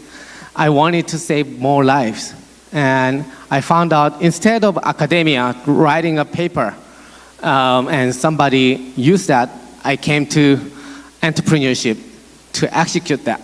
And today is a very historical day for me and very significant, I think, one of the most important days in my life, because this is the opportunity given by you and the Plug and Play at CHI that we could start to save the lives in the national level. So I think this really, for me, dream coming true, and I greatly appreciate for this opportunity, and we'll do our best. And please, we'll have some significant result by the end of this year. We're gonna sequence 1,000 people genotype, and then we're gonna do the predictive analytics and see if it makes sense to expand to the entire country level deployment. So thank you very much. Thank you. Any questions? Yeah. Ooh, I have electricity. Is there a mic? Yeah.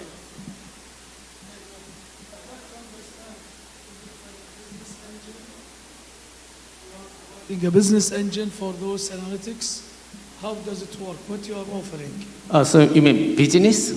So what is this? This is a business rules that you are doing now? The predictive model. Yeah. Is it a business engine, business rule? And how it works?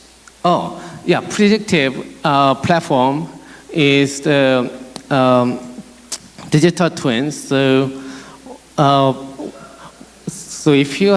what we do is that we sequence people's DNA from fingernail clippings, and then extract the DNA from it, and then put it in the sequence machine and get the, in case of the whole genome sequencing, 3 billion base pair information, and we cross-reference to the reference genome, and then we find out what's the mutation they have, and then compare to the standard literature to see if what's the impact of that mutation to the for this person.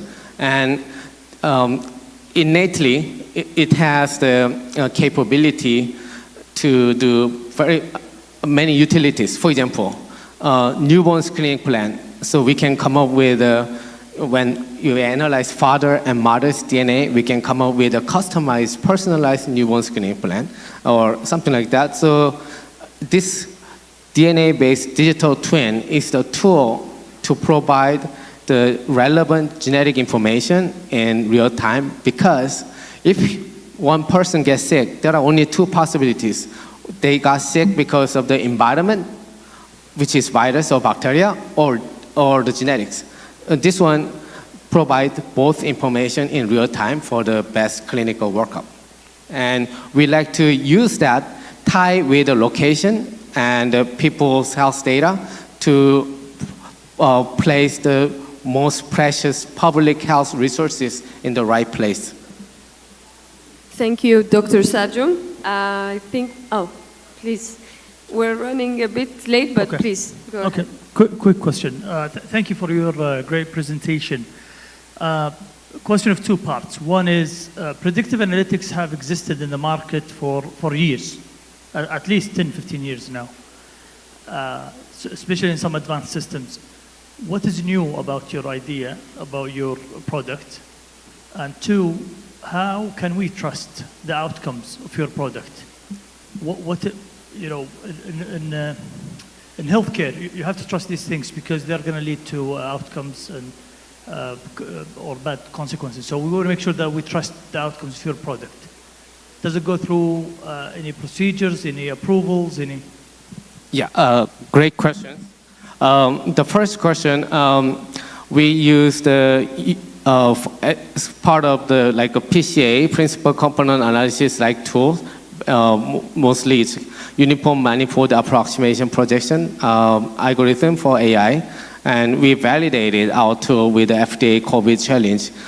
So I'd be happy to provide that further detail next time. So that's the first part. And the second part, how do you trust predictive analytics? For our result, we always cite peer-reviewed journals. So when you say LDLR, for example, receptor mutation is associated with familial hypercholesterolemia, or the resources has been cited, so people, physicians, healthcare providers, insurance administrators can see it at their fingertips at this real time. Thank you. Thank you. Thanks, Dr. Sajung, for your pitch. I think if you want to engage with the startup and and give your feedback, we're going to display some QR code that you can scan. Everyone has their phone, so please scan. It will take you to some poll where you can give your feedback about the startup. And we're going to do that for all the startups that will be pitching today. So I'll give you a couple of seconds.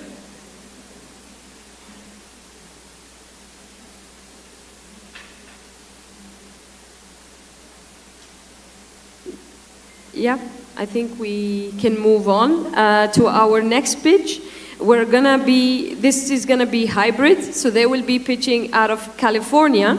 So Natasha, who is the founder and CEO, I'm personally amazed by her background. I had the chance to meet her just last week during our summer summit in Silicon Valley, and I hope she's with us to present Friendly Cares and her solution. So I don't know if she's online. Should be online, yeah. We're gonna be hearing from Natasha Alexeyeva very soon. Natasha, are you with us?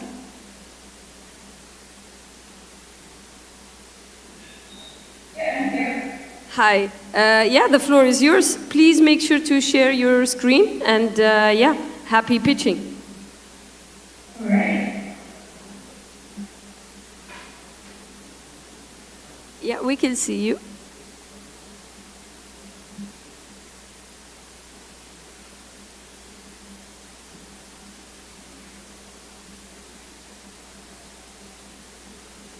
Please proceed, Natasha.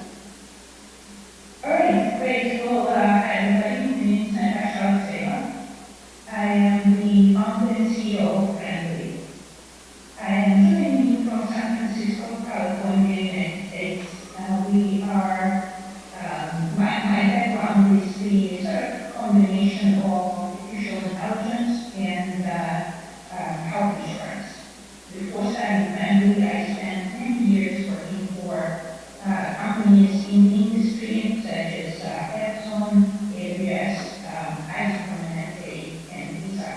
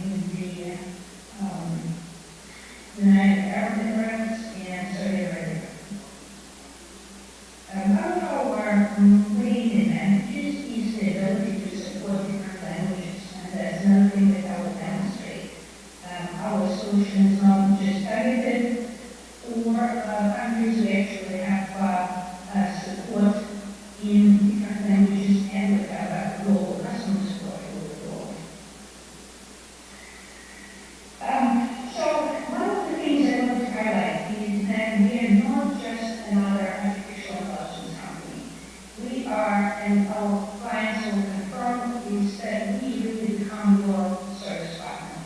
We understand your business, we understand health insurance, and all the clients that we work with really consider us not just a vendor, but a partner.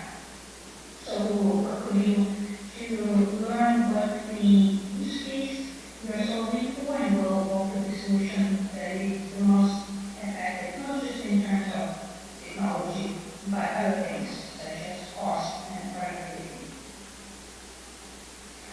So our core competency is we innovate on the other two sides of the house.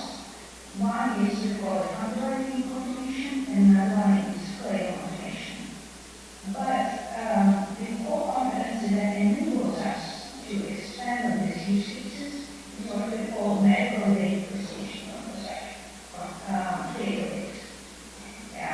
Essentially, what this means is that we're able to ingest medical data that you will see in all kinds of different formats. Usually those are in physician statements that contain a lot of information.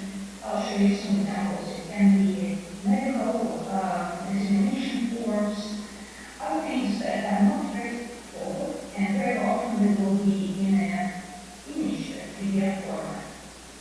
This data that resides in a data lake, but is in an unreadable or unanalyzable format, creates lots of difficulties for companies, and that's really where we come in. We're able to take all the medical data, digitize it, put it in the format, and then add automation in different sides of the house. Specifically, I will focus on underwriting and claims. This is just an example you see of the types of data that we're able to process and that we see on a constant basis. This is an example of a letter book that's usually, very often will have some artifacts from scanning. We'll see some examples of the handwriting. Taking this data, this is a very valuable piece of information, but it is not possible to do any type of automation or analysis on this data just because of this format. And that's really where we're coming. We take something that will step in this document and transfer it to a standard format and put it in a data lake where all this information can be analyzed and used for whatever you wish. This is an example of data that we process in MENA region. Here on the right, you see the life application form. Usually mixed. And I'll show you some other examples. But this is at least 10% of the data that we see, that combination of English and Arabic. It can be printed. In this specific file, we also see a combination of printed and data. This is available on the data. Names and data form. But this is a very good example that shows how the type of information that we're able to process and standardize. So let me talk about, again, please keep in mind that I will sort of talk about specific things such as analysis or underwriting or price analysis, risk analysis. But the same technology enables a variety of other use cases in health and life.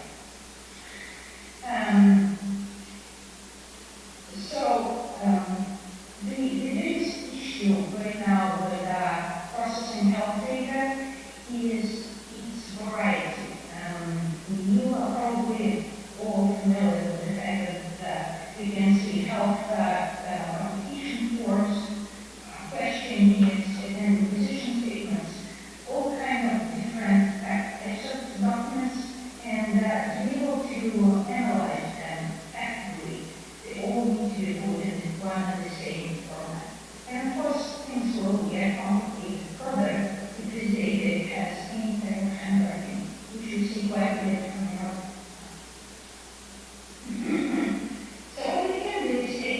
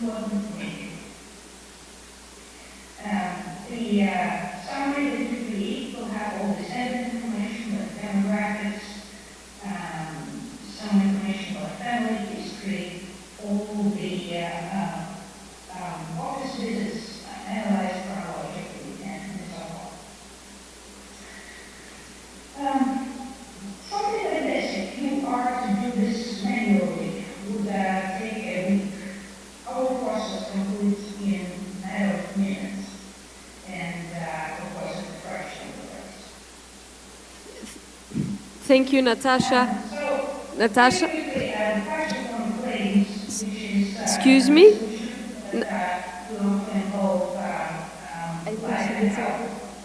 have two different use cases. One we call facilitated adjudication and another one automatic adjudication claims. Natasha? Sorry. Some claims are really complex and they have a higher amount of they are expensive, and so completely making them doesn't make sense. Versus other claims are very simple. They have low worries and what they can make sense. So this is kind of how we see the differentiator.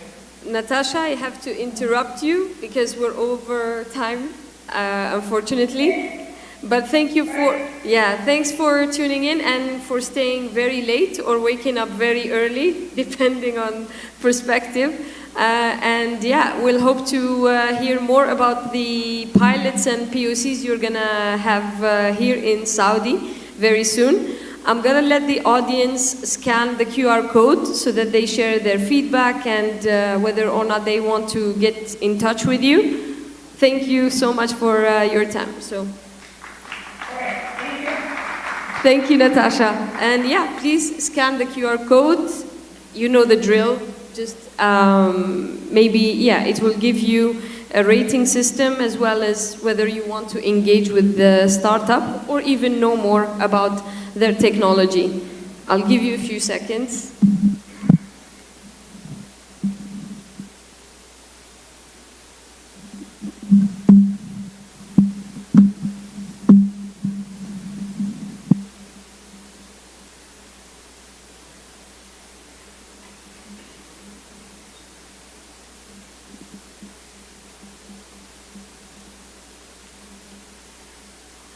As long as I see people on their phone, I'll still display it.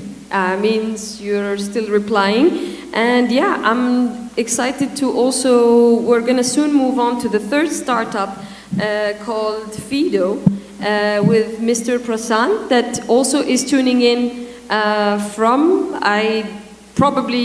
he's in the US right now. So thank you for staying up late for us. And please, Prashant, the floor is yours. Please proceed. Thank you for giving me this opportunity. Good afternoon, everybody. My name is Prashant. I represent Fido, a startup from India. Can we start? Yes, we can see. Yes. Sure. Thank you. So, Fido started with the idea to benchmark health of an individual with health young.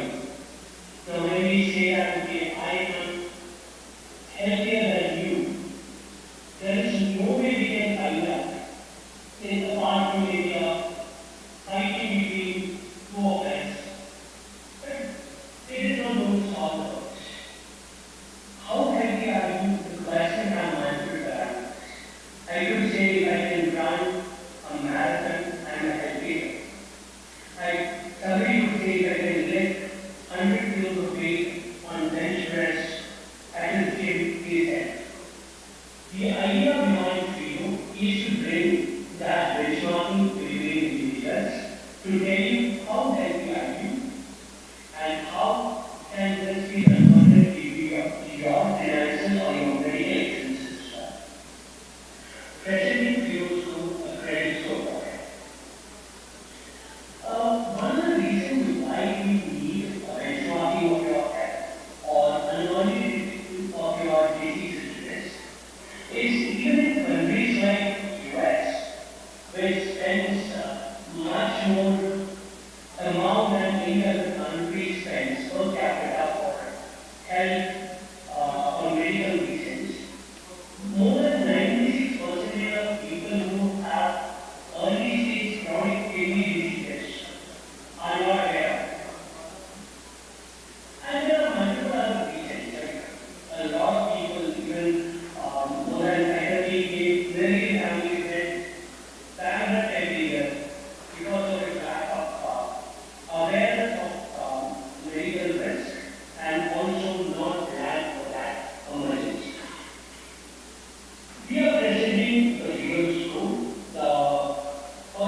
warning signal for all this, which ranges from 0 to 1000, as you can see on the screen, where 0 is a deaf person and 1000 is like a superman.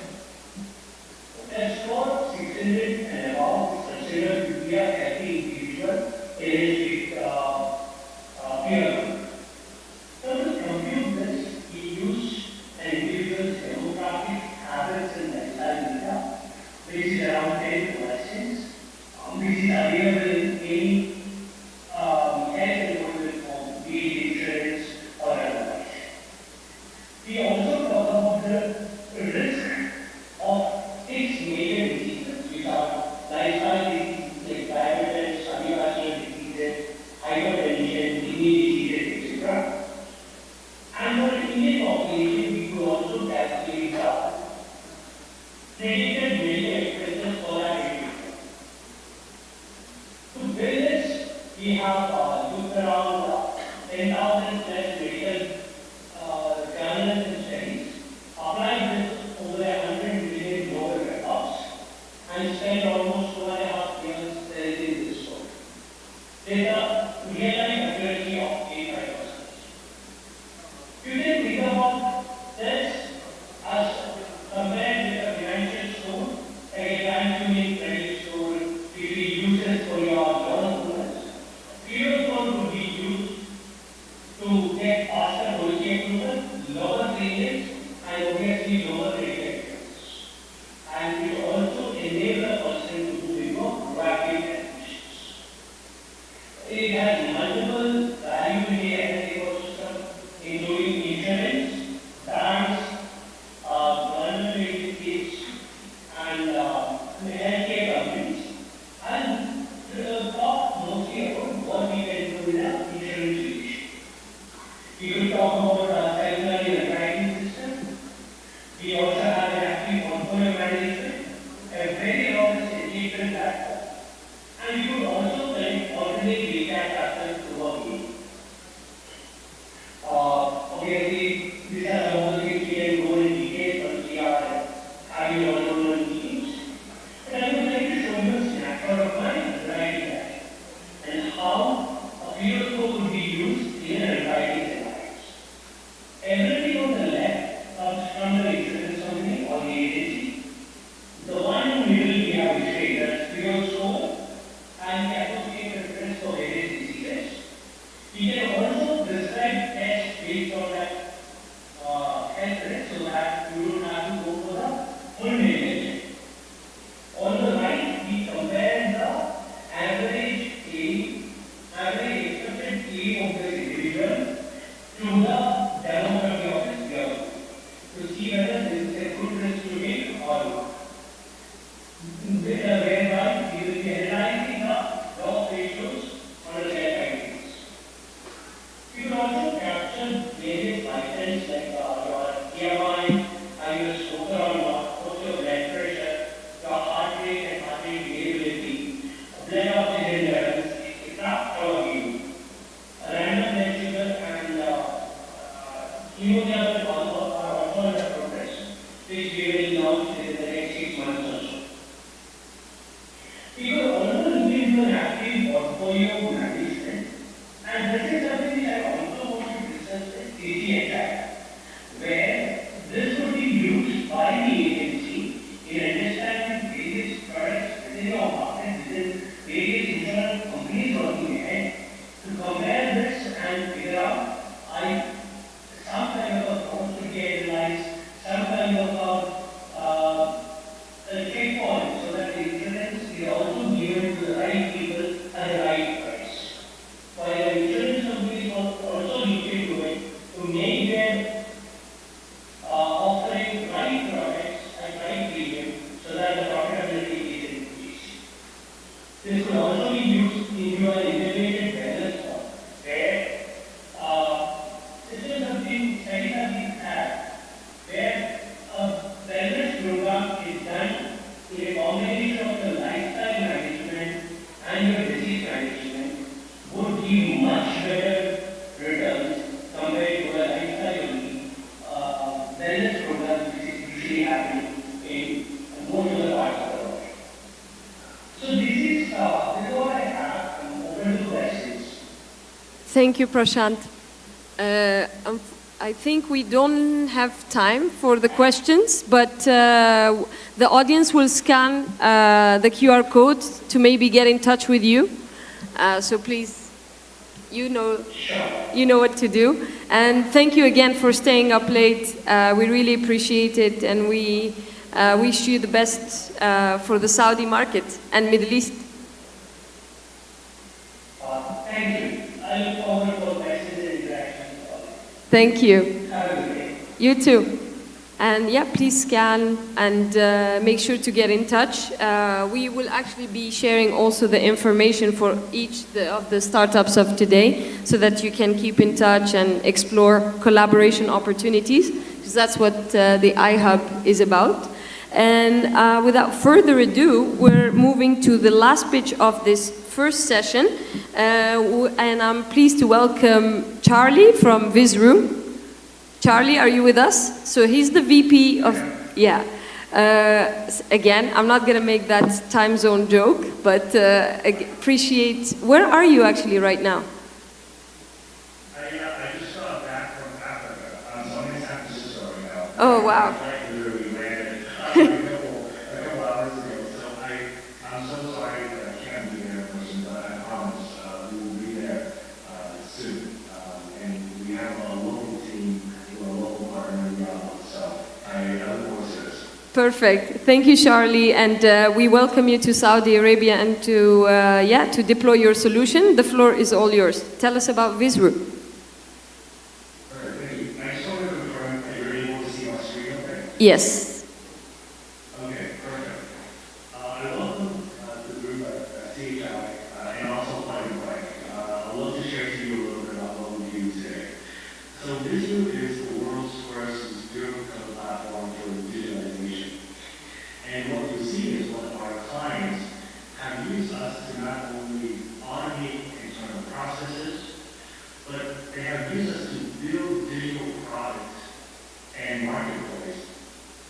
And what's also interesting is through our zero-code platform, we have insurance companies or financial institutions who have used Vizru to white label and commercialize the product that we built so that they can resell into the ecosystem. And this is a brilliant idea that I want to share with you today. Okay. So with our platform, what we mean by digitalization without coding. So anyone from an intern to an IT organization can leverage our application to launch solutions without writing code. And there are three value and benefits to this. One, through one platform, you can actually launch multiple applications. Two, our typical time to market is about 4 weeks to design and deploy a minimum viable product. And we've been able to do this for the largest financial institutions, the largest insurance companies in the world. And then lastly, because companies have been able to use this platform to launch multiple applications, we've seen that the total cost of ownership for software development has been reduced by over 75%. Next, I just want to highlight that within our platform, we have 5 layers that allow you to design a full stack solution from the API gateway to our cognitive workflow, our UI studio, our AI layer, and being able to then deploy this on your environment or on your premise.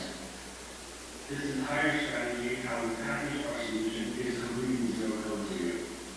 So from start to finish, we guarantee a smooth deployment and smooth software development strategy. Next, I want to move away from our platform and talk about a new development that I think CHI will find very interesting. We recently engaged in a long-term strategic partnership with a world consulting company called Frost & Sullivan. They actually have an office in Riyadh, not too far from your office actually. And what we bring together is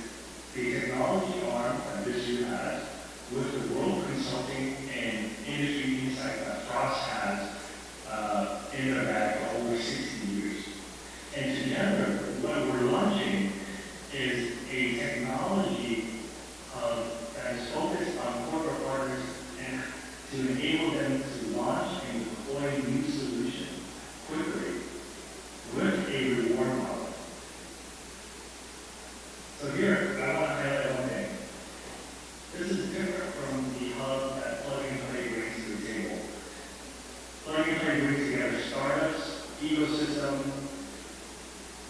What we do is we look at technology endpoints in the market, and with Frost, we want to be able to launch this to our corporate partners.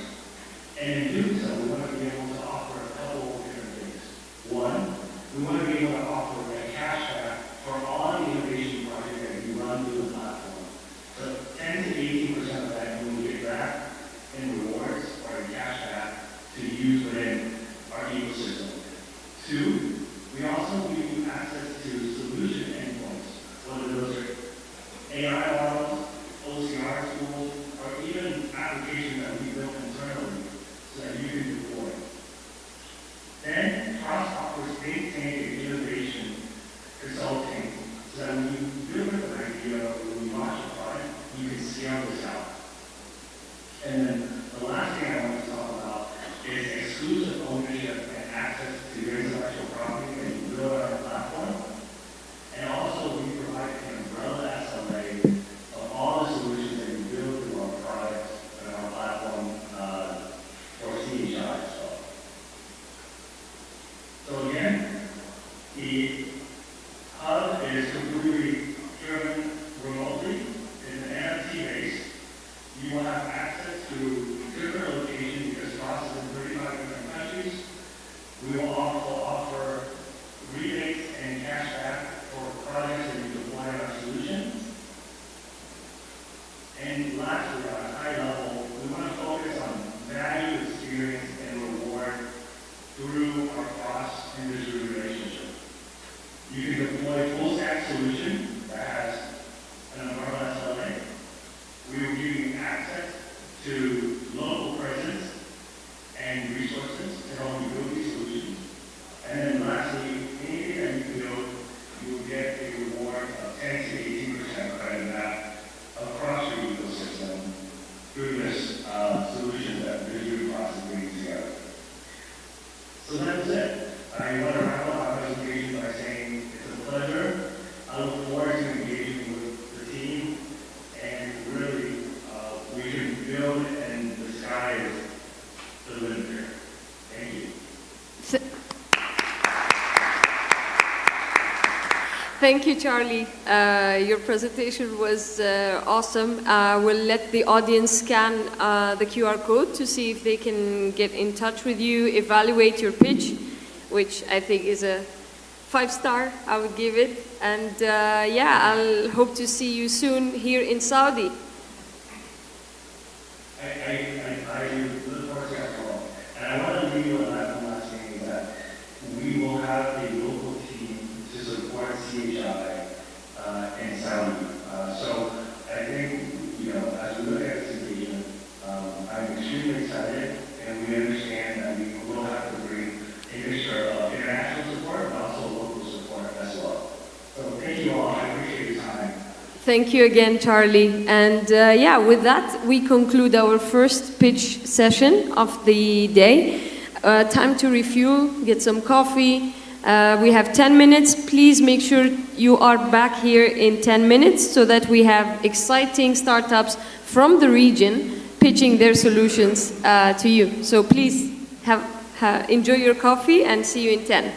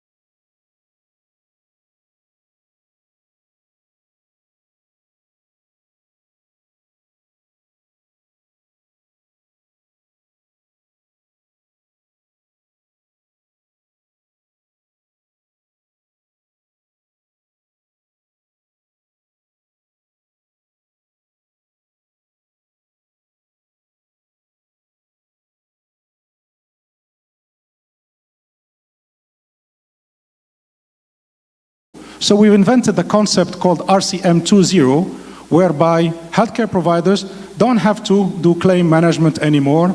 They get paid in 24 hours without having to do anything.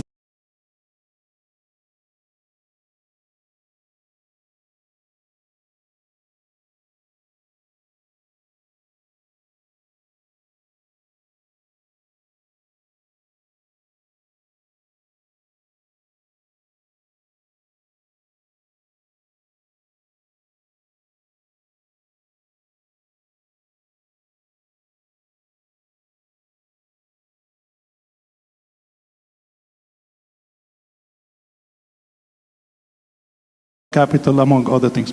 So I want to explain a little bit what is RCM 2.0. And in the first, these are numbers coming from the UAE, but it's not very different from what we see elsewhere. When you look at the traditional RCM, a hospital submits 100, gets 15 in rejections, 3 in RCM processing, and end up with 82. This 82 comes in chunks over time. And, you know, at least the statistics that we have is 112 days. So here we go. The provider has delivered the service, get only 82, and get it in 3 or 4 months over time. Now in RCM 2.0, imagine that you go and visit the doctor. The doctor doesn't have to do anything. The next day you get paid, and all that administrative hassle is being handled by somebody else that is using advanced technology, AI, robotic process automation, and so on. This is what we do. So in this case in particular, the hospital submits 100. We reduce the rejections to 8. We increase our fees, but all in it's equivalent to what the hospitals are getting today, but they get their payment in 24 hours without having to negotiate or leave money on the table because of the prompt payment. So traditional versus claim RCM. Internal versus, or outsourced to improve the service. In the RCM 2.0, it's end-to-end. The complexity is minimum for healthcare providers. The payment is done immediately, and you have a high predictability of cash flow. We are a company with already 6 subsidiaries. We started 18 months ago, and we have a strong Saudi shareholding that would like to see us succeed in this country of opportunities. Our objective is to deploy $700 million between the UAE and Saudi, with the bulk of the share is injecting $500 million in the Saudi SME healthcare market so that we can enable these doctors, nurses, to continue to operate and compete with larger chains. In terms of our technology portfolio, we tackle, as I said, this is a problem that is on both ends of the spectrum, impacting payers and providers. So we have technology solutions that work on both ends and not only focusing on one part of the equation. We have a very advanced rule engine that automates the claim adjudication or claim analysis process to avoid rejections. We have an analytics suite that allow healthcare providers to derive insights from their RCM solutions called the Claim X-ray. And recently we have got certified by Nafis, so our provider portal is very suitable for Wave 3 providers, and it's easy to use for the healthcare facilities to be able to submit claims and manage the claims through Nafis for Wave 3 onboarding. So like very modern user experience so that healthcare facilities don't have to hassle with IT, but they can focus again on the patient. In terms of the Saudi roadmap, fully integrated to Nafis right now, RCM analytics for Saudi is missing, and in the roadmap is adapting our rule engine to Saudi standards, adding a contract management module, and what we would like to work on with CHI is claim pay. So in terms of being able to use the technology to process the claims, this is the typical verification that claims can go through so that you don't have to train your RCM resources to do the work, and among other things. The interesting part is perhaps the AI medical necessity predictor. We've built an engine by training the AI with 6.8 million records, and we validated the AI model on 3.2 million activities with a very high precision. So if our engine is saying that a claim is going to be approved for medical necessity reasons, we are right 98.5% of the time.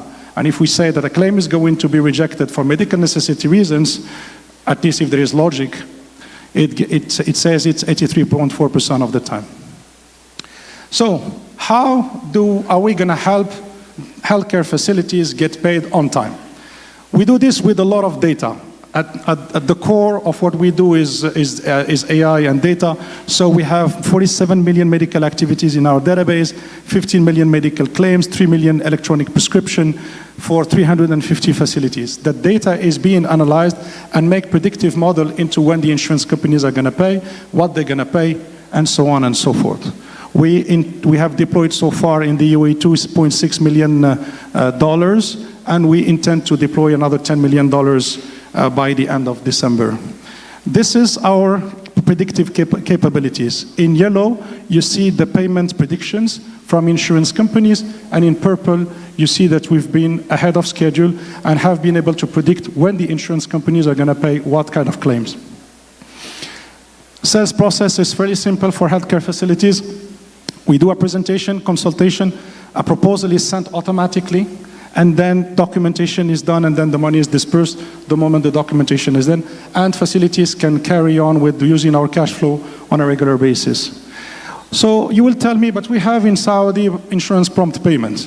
Yes, you have insurance prompt payment, but this is where I think a lot of work needs to be done. We'd like to work hand in hand with CCHI to work on the regulation around prompt payment and offer an open prompt payment system whereby anybody, any investor, any bank, any insurance can manage a prompt payment scheme in a fully neutral and independent manner from insurance companies. So I think that brings me to this final slide, which is what we would like to work on with CCHI.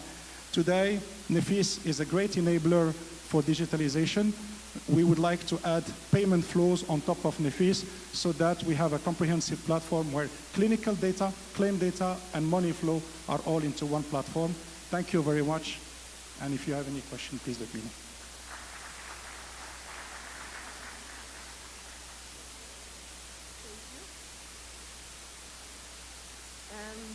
I think let's wait for some questions from the audience. Anyone? I think people are still busy getting their coffee. But anyway, you can scan the QR code and evaluate the startup. Also send your questions. We'll make sure, again, to share your contacts with the audience so that they can reach out to you in the future. So after claim, we are going to move to the next startup in a couple of seconds called View. And they are, if I'm not mistaken, are you in the audience? Yes. And I'm very proud to see, I actually had the chance to meet him yesterday. Was very impressed more by his age because we talked about it, but he's a very successful CEO and founder of View, and he's here to tell you about his company. The floor is yours, Engineer Hashim.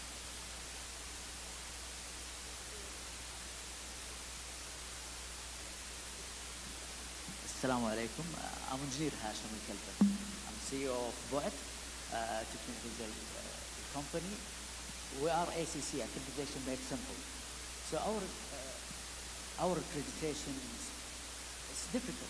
Then I went sometime, I'm a quality expert. Then I went to the hospital and usually they have 3,800 standards. And each department had to present their work and every document had to be checked as an cycle. So we invent, starting from 4 years ago, ACC accreditation. So this is about what is technological established in 2015 with the Saudi team, with the quality experts, software engineers, and data analysts. So what you see? So ACC is accreditation and compliance management solution, especially designed for healthcare, industrial, and insurance companies, governmental organizations. So we are the complete organization, standardization competency platform engineered by Cypress, an institution called Greenfield. So it's organizational based, Saudi product, highly secure, and intellectual property, then here, this is the main things that we're trying to learn from this. It's transfer knowledge. We always has a knowledge in our mind. So how we transfer it from generation to another generation. So we organize it and we made our accreditation program to make it as in a data and organize data so we can retrieve it later on. So this is functionality of tailored quality fundamentals. So we have the leadership and people engagement and continuous improvement and the process approach. It's the how governance. As simply as this, if we take an example, for example, as an ISO, they would like to implement their standards in some critical industry, and we have 1,000 companies that working under this umbrella. We can choose one of these 1,000 companies, each one of them, the best practice has been done on this specific standard. So this is our library. We have a lot of accreditations. IQNet, Blanching, المجلس الصحي, جائزة الملك عبد العزيز. These are the accreditation that we are working on it, and by time we adding more and more accreditation in our library. So also we have a custom program. So one of the companies like Sabit, they have their own standardization. So they implement their own standardization using our system and platform, and all the entities inside this big enterprise companies from different level of departments and administration, they do have ability to access and comply with these standards. So this is a big page. It just give you a general idea. So what is it on? So for example, we have now accreditation. An accreditation called SBAHI. This is from MOH, health accreditation to implement on all health providers. So as we can see that now on this screen, the chapters on the top and the standards, and we see some days on the side until how many time that they would close this gap and the people work on it, and the other side of this document, and as we see then evidence that apply and upload all that kind of evidence inside this. But imagine if we have 3,800 standards and we have more than 200 entities that we would like to compare and pick the best practice being done on these. So also that we have the standards and we have equipment and we have rooms, we call it isolation rooms.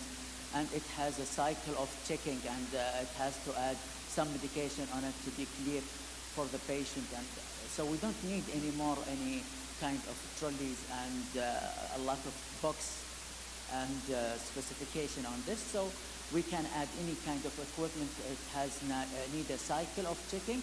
So we will have a data, and we'll see later on that we'll make a decision according to numbers what kind of things has been done to this machine. It's not to be replaced, it need to be upgraded.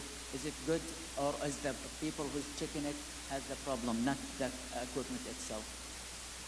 So the process, understanding the process, is the first step is to choose the accreditation type and assign the responsible person, track the progress, analyze the performance, and if the company or the organization needs a third party, checking, they can check according to them some specific roles that sit on the platform. So the continuous improvement now happens after we have a mega database. Years by years later on, we have something called a mega database that we can choose the best practice and by whom it's being done and who's done it. So in the enterprise size that thousands of employees been working on this, you cannot know them. You don't need to, because we have a communication center inside that for example, the people who's working on the Dir'iyah, for example, hospital, in this kind of accreditation standards, you can communicate directly to him without knowing his name. Then you communicate to solve your issue in your own organization. So this is how become the efficiency and the performance it's happening. So after that, we have it in level of hospital, for example, or industry level. Then we make it as a multi-organization management. So we start connecting the hospitals together. Then they starting to manage and exchange their experience to solve these issues that always happens and not occurring again, to know their experience according to some specific criteria between the hospitals if they agree to exchange information between each other. So the structure of the hierarchy and the ranking, we know now we have more than 200 hospitals. Exactly now we know who's the best on this kind of specific criteria or a specific chapter level. Now we can know, is it a problem from the policy itself or the human errors? So we do filtering group. For example, if we would like to compare our best on Riyadh or a certain region, then it's exactly same. Then we can compare it and we make it as a grouping and filter, and we know from these, for example, if we have Al-Habib, we can know who's the best on FMS chapter or a safety chapter, and who's the person is working on that chapter. So we can exchange that data between us, and we know who's the best done it by the data. So, and the self-onboarding is the people outside the organization. They can register from specific websites and do their requirements. For example, we have waste, nuclear waste, then the other company done it. It's not done by the hospital itself. So they can go in, upload their data, and upload the evidence that they have done their homework, and now we can have a data. For example, if we would like, as a Al-Habib group, we can know from different area in one click, we see who's the best and faster company done their homework. Then according to number that we have, now we can choose the best practice has been done in this area. So now we have, our client is 120 health providers and 36 industrial organizations.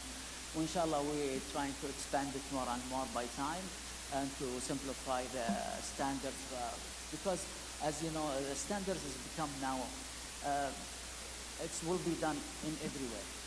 The Saudi code for the buildings, everything that you have to be checked one by one and not just collecting and comply with the standard. We have to know who's done what and best one of them. So this is our company, Boed. حياكم الله ويعطيكم العافية. شكرا جزيلا.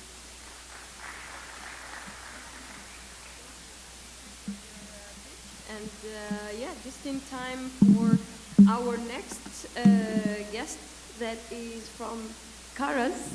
Suleiman, the floor is yours.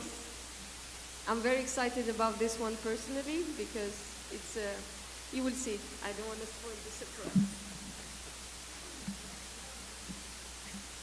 Yeah, kind of. Hello, everyone. I hope that I didn't lose you today because of the heavy pitches so far. Anyway, this is Karab's platform, and I am Dr. Suleiman Al-Bloui, and I am here to tell you a story. Karab's platform started when my 7-year-old daughter got diagnosed with type 1 diabetes. It made me realize that there is many to do in this space. And we can change it and we can disrupt it. And that's why we are a startup. Okay, so we started with MISC, Launchpad. That was, let's say, a 3-month program. It was fun. After that, we got featured on LEAP by MCIT, وزارة الاتصالات تقنية المعلومات. Chosen from 1,500 startups. They chosen 3 startups to make a video about. Karaz was one of them. After that, we got Financial Talent and Seed Stars program, and we graduated successfully from that program. And that was it. So what is Karaz platform, and what are we building over here? IoT, AI, data, and a gamified, rewarding experience. We are building the infrastructure for diabetes in the Middle East. How are we doing that? In a very simple way.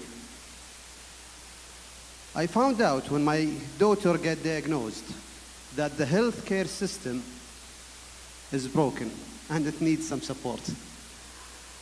Yeah, it is. It's built around the provider time, which is 1 hour a year, 15 minutes and 4 appointments. But the real and true management time is 8,760 hours a year. And that's the true management time. How do you expect that you solve an issue that's big enough with 1 hour a year? It doesn't make sense. So we got the data. We found out that the data is scattered between providers. There is no one place. I think Nafis is doing a great job on that part, right? Okay. So, how do you fix this? Do you change the whole system or you support it? We support it with technology. We bridge that gap. So, how is the worldwide scene right now? As we speak, there is 500 million people living with diabetes worldwide. How is Saudi Arabia looks like? This is Saudi Arabia. 4 million people living with diabetes in Saudi Arabia. 48% suffers from diabetes complications, half of them. And we are treating those complications with 17 billion Saudi riyals. That's huge. What's the expected cost in 2030? Yes, 63.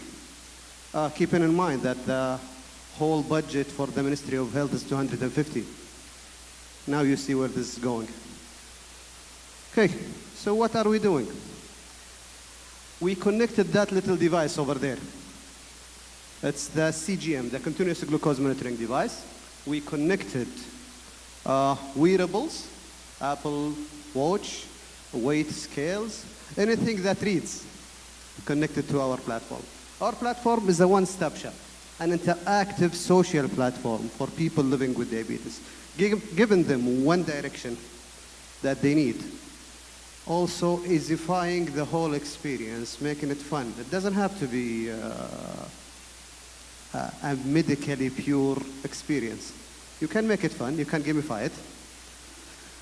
So the next phase is enabling the diabetes monitoring and management stakeholders, hospitals, telehealth systems. Over there, plasma. So what's Kara's ecosystem? IoT connected diabetes social platform, AI and data analysis to personalized health plans, then the full healthcare solution to increase the efficiency and lower the cost on the whole system. How do we do that? We invented manage to earn? No, other people did, but we used it. So, manage your diabetes, stay in the normal range, build healthy habits, and earn Kara's points.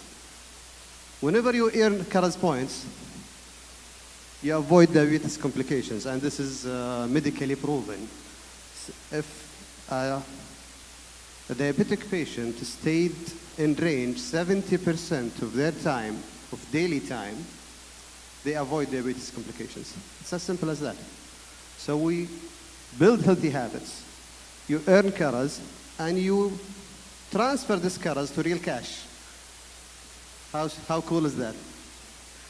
Now you are lifting a big burden from the healthcare system. You are making people participate directly to the cause, and you are increasing the efficiency. How are we focusing on Karas? We focus on many things. Exercise, sleep, medication, IoT diabetes data, blood glucose, psychosocial factors, supplies, lab services, diet, all in one place. So how do we make money? Later on. The marketplace. This is the only marketplace that you would find in the GCC region which has the diabetes stores, diabetes medical devices manufacturers, the big names. We have onboarded Medtronic, Abbott, Roche, you name it. All the big names with a Saudi certified platform, the Saudi FDA certified platform. We connect them to the end user directly without middlemen. Lab tests, we'll go with plasma inshallah very soon. Diabetes-friendly products. This has a particular story for me. I was going to the supermarket the other day. I was picking something from the shelf that's called healthy food for my daughter. And her blood sugar spiked. Because it might be healthy, but it's not for my daughter. It's not for her case. So we are including this in our marketplace. And this is alone is something else. You will see it later on, inshallah. Our SaaS model is toward the healthcare provider, governmental healthcare providers, insurance companies, and research center. So to keep this simple, Shopify built the e-commerce enablement, or enabled the e-commerce system. Stripe enabled the financial technology. Karaz will be enabling healthcare and wellness. It's as simple as that. So our SaaS model, or Karaz Care, is built around the best practices, the PRAMs and PRIMs, the patient-reported experience and the patient-reported outcomes. This is in real time. User-centered coordinated care and increasing the efficiency using AI and personal data. If I am giving you a plan, I'm giving you a personal plan for you, using your own data analyzed by our AI system. How are we doing so far in 9 months? We get more than 4 million readings. We get more than 2K users only in Saudi Arabia, and we have almost the same number outside of Saudi Arabia. In revenues, we are on our way to our first million in less than a year. So, how is the MENA region looks like? And this is our target so far. Our TAM is 460 billion. The SAM is 207 billion. The SOM is 31 billion. And this is going to be doubled by 2030 and 2045. This is how it's growing fast. How is the competitive analysis going? Okay, I think there is Sanar over here. I have seen them today. Hi. You are on the other side of it. I think we can collaborate with something over there. And this is the global market positioning. Real-time data is the key to everything that comes along. This is our growth goals, and this is our strategic map for the next 4 years. We launched our social app and marketplace. 2023, we'll be launching Karaz Care. Egypt will be next, then all the GCC countries. And this is the super team that we are really proud of. Dr. Muhammad is my co-founder. He's John Hopkins graduate and head of R&D in King Saud University for diabetes technology. I'm gonna have to interrupt you. Yeah, okay, but we're done. Now, thank you again for your time and your pitch. I know we're running a bit late. I blame the people that took too much time for coffee. No worries. Thank you. Please get in touch with Dr. Suleiman and his great solution. You'll be hearing probably from a lot of investors, regulators, as well as providers. Please give him a round of applause. Really impressive tech, and I encourage you to get in touch to evaluate him. Please scan the QR code and see if you can get in touch. Again, we will be sharing contact details. And I have to say I'm really excited with all the startups that we've seen so far from the region. It shows you that the ecosystem is maturing fast and it's adapting to the reality of the market, bringing solutions that we need here and now. So yeah, very proud to see this line up. And on this, I think we're gonna go next to Step, take a few steps forward with Alexandre, who is here to present the company. So the floor is yours. Please be on time so that I don't have to interrupt you. Well, thank you for the introduction. Fantastic. Let me just get a timer so we're sure to be on time. There we go. Fantastic. Yeah? Fantastic. Okay. Before starting, maybe, let's all pause for a second. Did you notice that? Time passing by? I know we're here to talk about Insurtech, but I'd like you all to keep that in mind, and please bear with me. Makes sense. By show of hands, who here has a health or life insurance? It makes sense also. Who has a credit card loyalty program or points cards? Okay. Here also. A bit less, but still quite widespread. Who here works out on a regular basis, takes care of their nutrition and overall well-being? And I mean like seriously regularly. There we go. I understand if you do, because I do, but I also understand if you don't. Because I used to weigh 120 kilos a couple years back. As a teenager, I was obese, pre-diabetic. Kudos to the diabetic startup.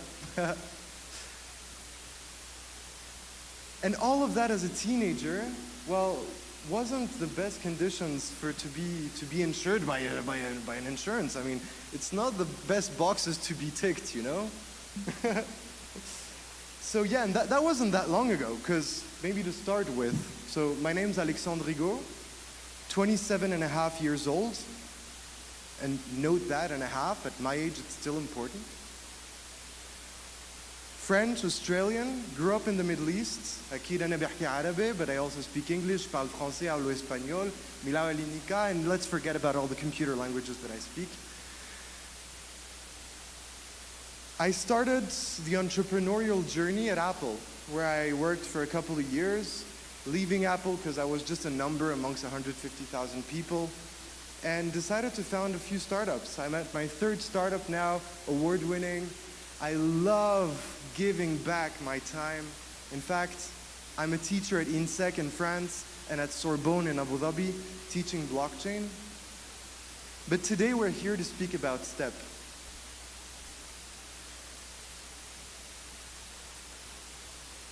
Oh.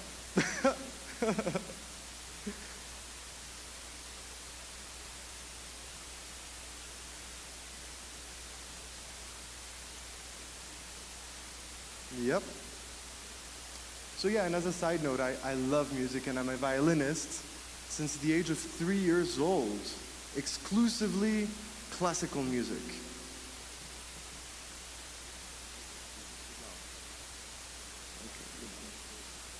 So, STEP. At STEP, our mission is to positively engage humanity through life. Sounds quite fancy, I know. Let's start with numbers. We've been in operations for 3 years across 3 continents with 3 industry verticals, mainly Insurtech, FinTech, and Mobile Tech, in which we have businesses in 9 countries. Thanks to all the apps that we've launched with our B2B partners, we've currently saved 325,000 tons of carbon emissions. We've generated $1.2 million of revenue last year. We've been break-even for 6 months. But what do we do? What do we do? We're a B2B platform, and instead of driving you through technology and features and all of this, I'll actually show you and talk to you a bit more about concrete things we do.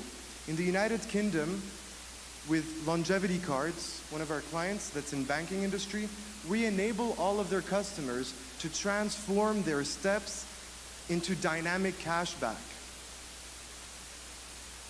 In West Africa, with Orange Telecom, among others, and MTN, we enable communities to compete for prizes based on their physical activity through mobile tech and mobile wallets. In Tunisia, with Orange Telecom, we enable people to transform all of their steps and workouts, thanks to our AI-powered workouts, into gigabytes of internet data automatically credited to their own Orange Telecom phone numbers. In Madagascar, we enable a community of 400,000 people to have access to basic life and health coverage that also include income loss protection through a financial institution that enables them, based on their physical activity, to have dynamic interest rates on their microloans. STEP is simple, adaptive, beneficial, inclusive, flexible, and plug and play. STEP is a platform where on a few clicks you can launch a new app, you can plug it into APIs.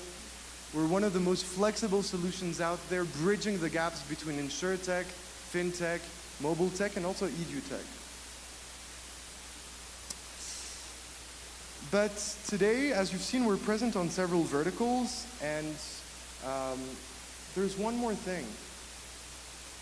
How do we make insurtech meet Web 3.0? The gentleman from Stanford talked about beautiful use cases of insurtech insurances in Web 3 with NFTs. I love NFTs, I love blockchain, it's one of the reasons why I teach that. But I really believe there's a use case that's missing, that's bridging actually the gaps between this and metaverse. How do we enable actually NFTs to have real world use cases? I'd like to talk to you about Candle. Candle is the world's first insurtech NFT that's Web 3.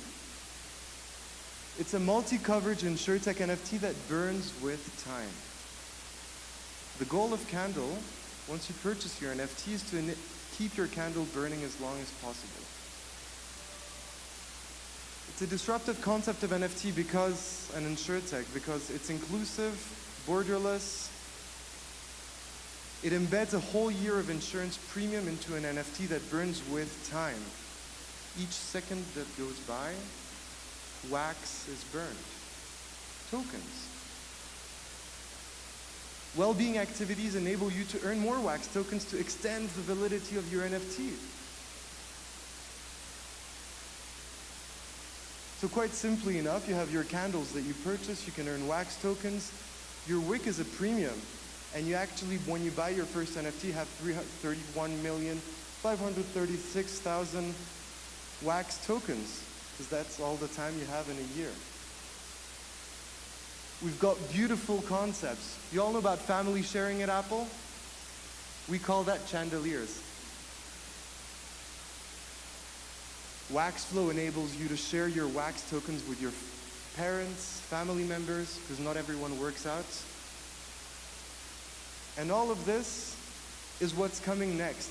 As you've seen currently, we're doing great on several verticals. 300,000 customers in Tunisia, 400,000 customers in Madagascar, over 1.3 million customers all around the world.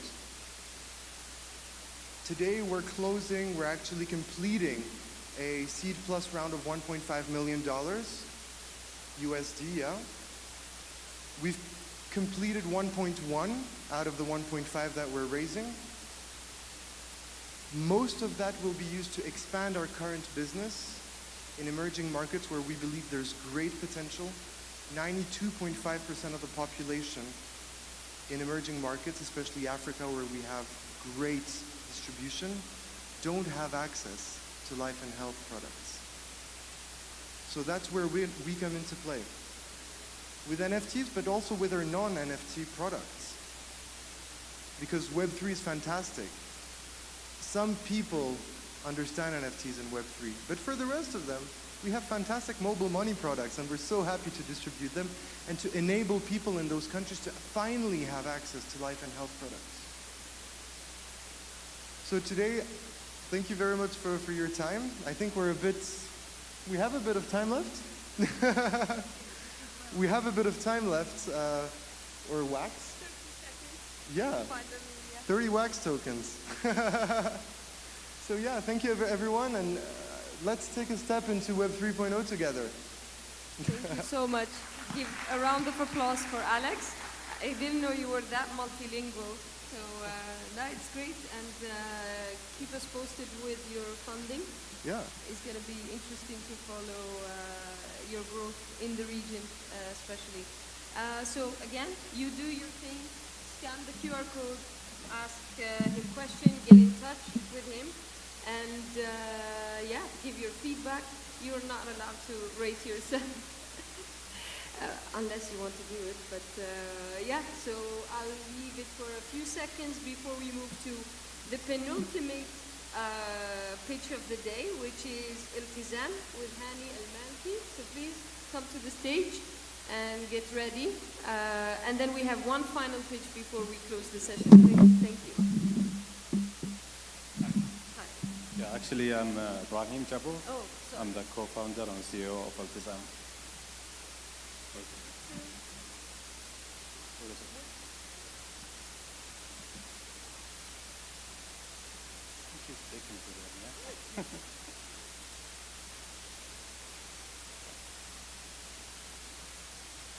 All right, so what is Iltizam? Iltizam, it's an Arabic word, means commitment.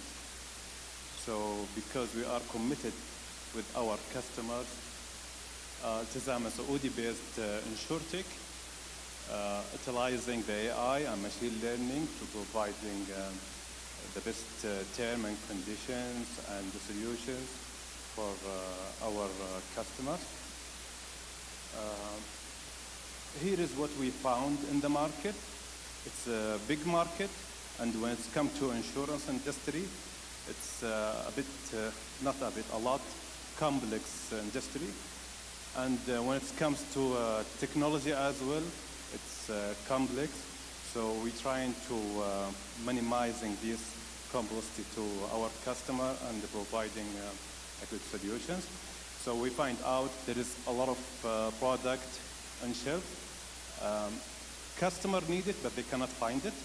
Even the process of buying this product, it's a bit taken a lot of time and declaration. So our solution is building one single shop, platform insurance, providing starting before buying the plans. So we take in all the requirements from our customers.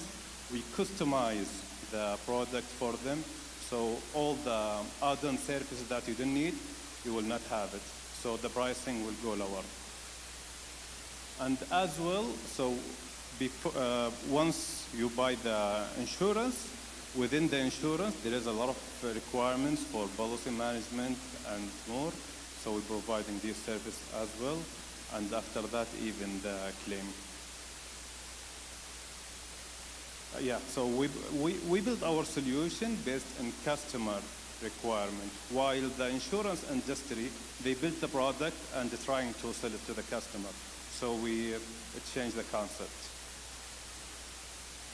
And the last thing is leveraging the data. Right now, if you want to find the data for the insurance industry, thanks to SAMA, they're doing a good job. But besides SAMA, there is no one is helping out. So we're trying to do some work in that as well. Why now? Why Iltizam? Because in 2030, the contribution of insurance industry will be 4.3. And for the infrastructure right now, if you see in Saudi Arabia, it's better than before. And young society, and they are willing to use all the technologies and easy to adapt it as well. Our main features, customized solutions and services based on the customer, so we don't have like on-shelf products and the plan, and you have to take one of them. No, we customize based on your requirements. We are available because we are using the technologies, AI and machine learning, so there is no human. It's all going to be robotic. Here is our platform. We are available in all mobile apps, and this is our web solution. And even under all of these products, there is a couple of services that we are providing. Here's the market size. In 2020, 45. In 26, 65 billions. And most of this market, it's in offline. So we're trying to contribute more online product and service for the insurance. Here is our revenue streams, commission and sales, and inside data, which is premium one.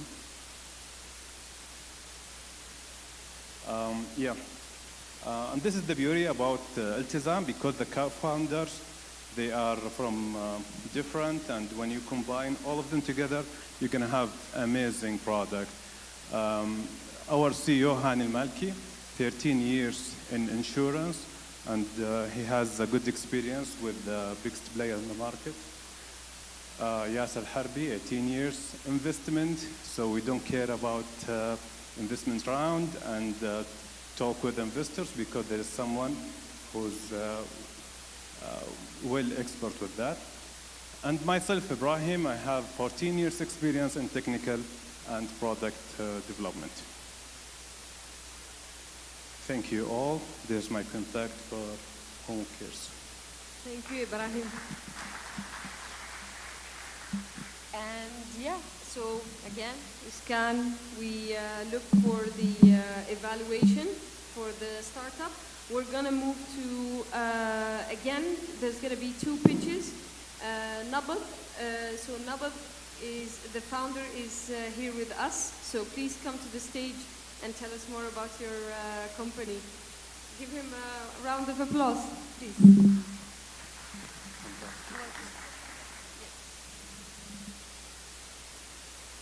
Thank you very much. And I would like to take the opportunity, actually, to thank CHI's team, who have been a tremendous support for us as Nabid, as a company, in our roadmap, and the time and participation taken to help facilitate the growth of the region. And it has been a very genuine effort and support in their behalf. So thank you very much.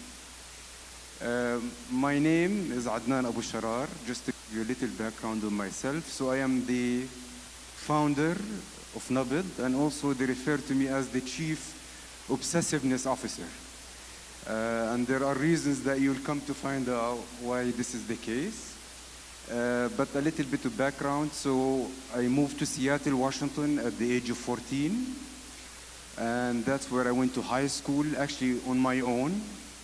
And that's where I went to high school, university, and basically lived there for a few years after, till I started the Nabid project. So if you have any kids under the age of 20 and you're wondering if you need to let them go and be on their own, I probably can help you. But that's not what I'm here for today. So just quickly to move to the presentation.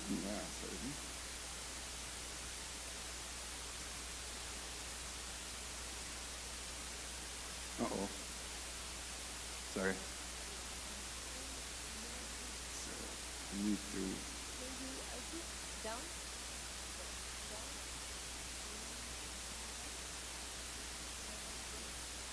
Here. Sorry. Here we go. Great. So since we are in a time constraint here, I would like to make this as short and precise as possible. I have been a beneficiary, so I belong to an insurance company. And I also have been a patient, so I've actually dealt with doctors, clinics, polyclinics, hospitals. And I've actually have also taken medication and dealt with pharmaceutical companies as well. Sorry. Oh, perfect. Thank you. Perfect. All right. And not only that, I actually have downloaded the app for every and each one of these institutions. So I've downloaded my insurance company's app, my doctor's app, my hospital's app, my clinic's app.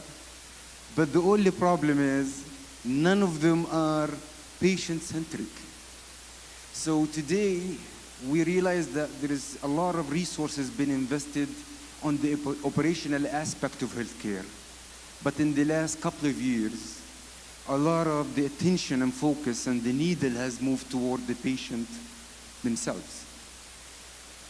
This is where NABID, the idea of NABID actually has started, whereby NABID is a platform that empowers stakeholders to personalize the engagement and to make available all the needed programs to those stakeholders in order to increase the engagement and adherence throughout the chain. And the only way possible, sorry.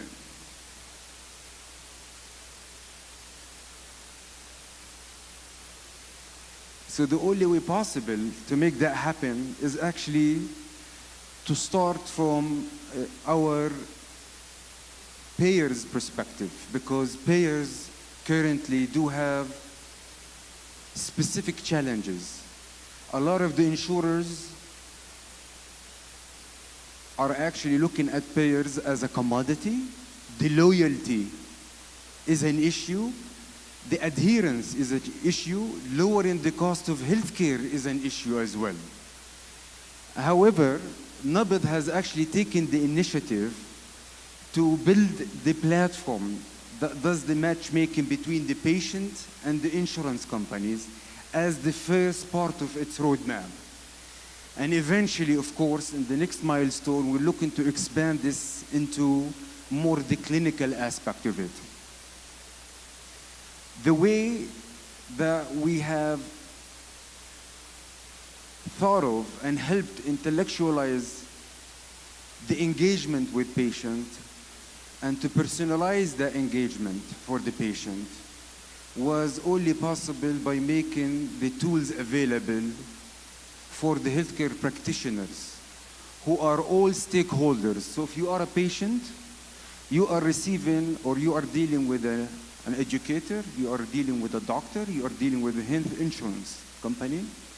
What we have created are the tools for those stakeholders in order to personalize their engagement. So whether you are a telehealth company, NABID is a plugin into your architecture, or you are an interventional healthcare company, NABID can be also a plugin to your architecture. All the way, oh, sorry, no problem. So this platform actually is created in a very humanistic manner, whereby it includes the largest video library in the Arab world and Europe that is dedicated to chronic diseases and surgeries. And of course, this is approved by NHS, and actually we're talking to NHS right now as a supplier for their polyclinic and clusters. So what does that mean? Our platform comes embedded with the largest patient engagement in chronic disease videos that basically manages the patient throughout the entire pathway to recovery. Why this is important, especially for the healthcare insurance? It has been actually proven, and there is a lot of statistics that can share with this, that an educated patient, a well-managed patient, is a much riskier patient to manage. And we take as an example on the orthopedic. The difference between, just to kind of share with you an idea, the percentage of readmission in orthopedic surgery is 40%. And that is purely to the lack of proper engagement and adherence directly aimed at the patient. On the diabetes itself, that is the difference between a managed diabetic person and an unmanaged diabetic person. And probably my colleague at Karaz, which has really a beautiful platform, the structure and the engagement throughout the patient journey is there. However, as an example, NUB comes in as a plug-in to offer the needed videos, the educational engagement, the pathway for minimizing the complication. So with the vision of 2030 and with the importance, with the emphasis in the entire industry on lowering the cost of healthcare, prevention and education in an engageable manner is a must. There is no way out of this. The opportunity in the region is quite clear. We're talking about an average of 100 million insurer as it stands right now. And, the growth we are anticipating is 500% each year for the coming 2 years. And every year after that is at a rate of 100%. I'll just quickly due to time.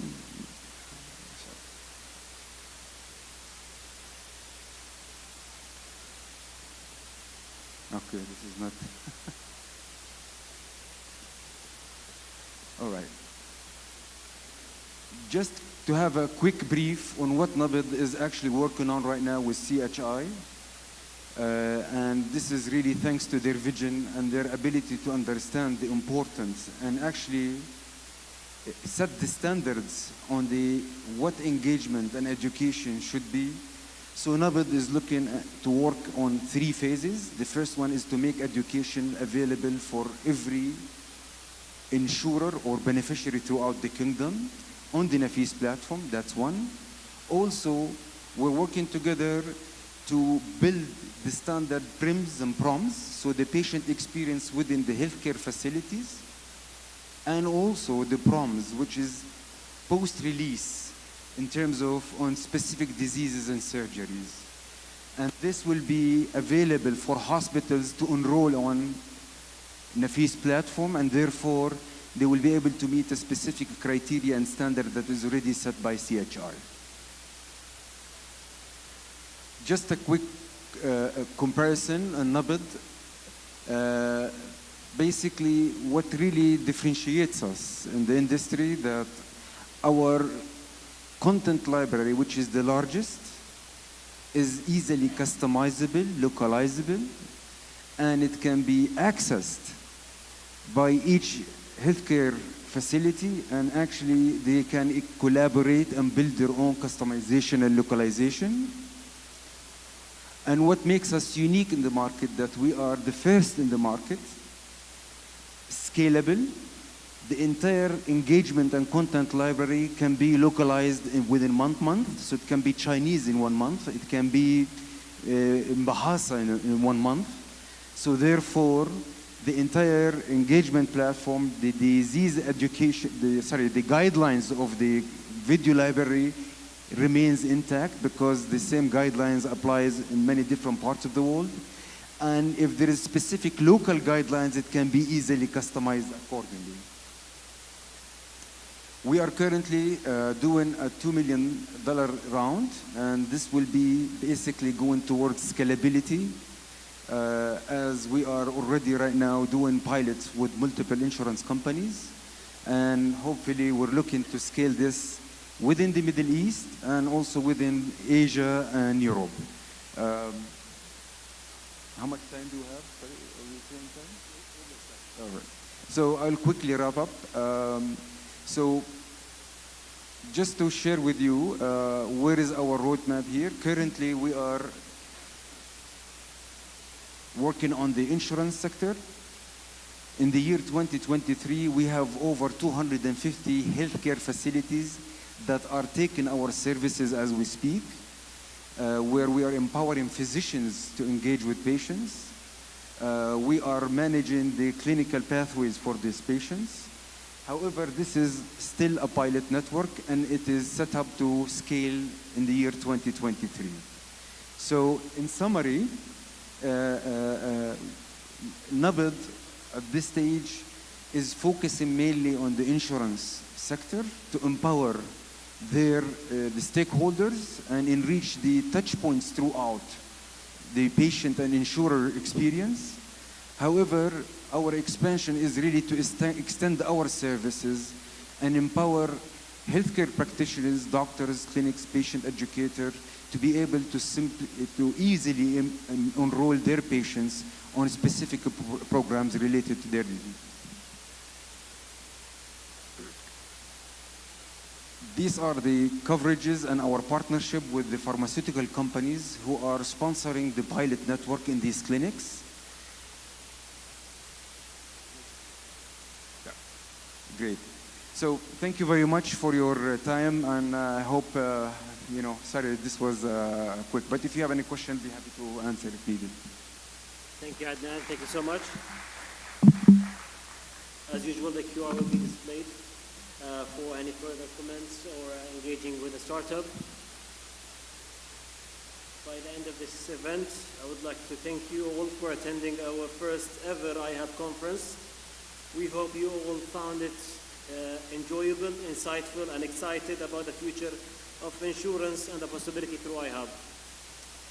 We would like to thank our partners, Plug and Play, and the team at CHI who put this together, our estimated speakers, and thank you, and ma'as salama.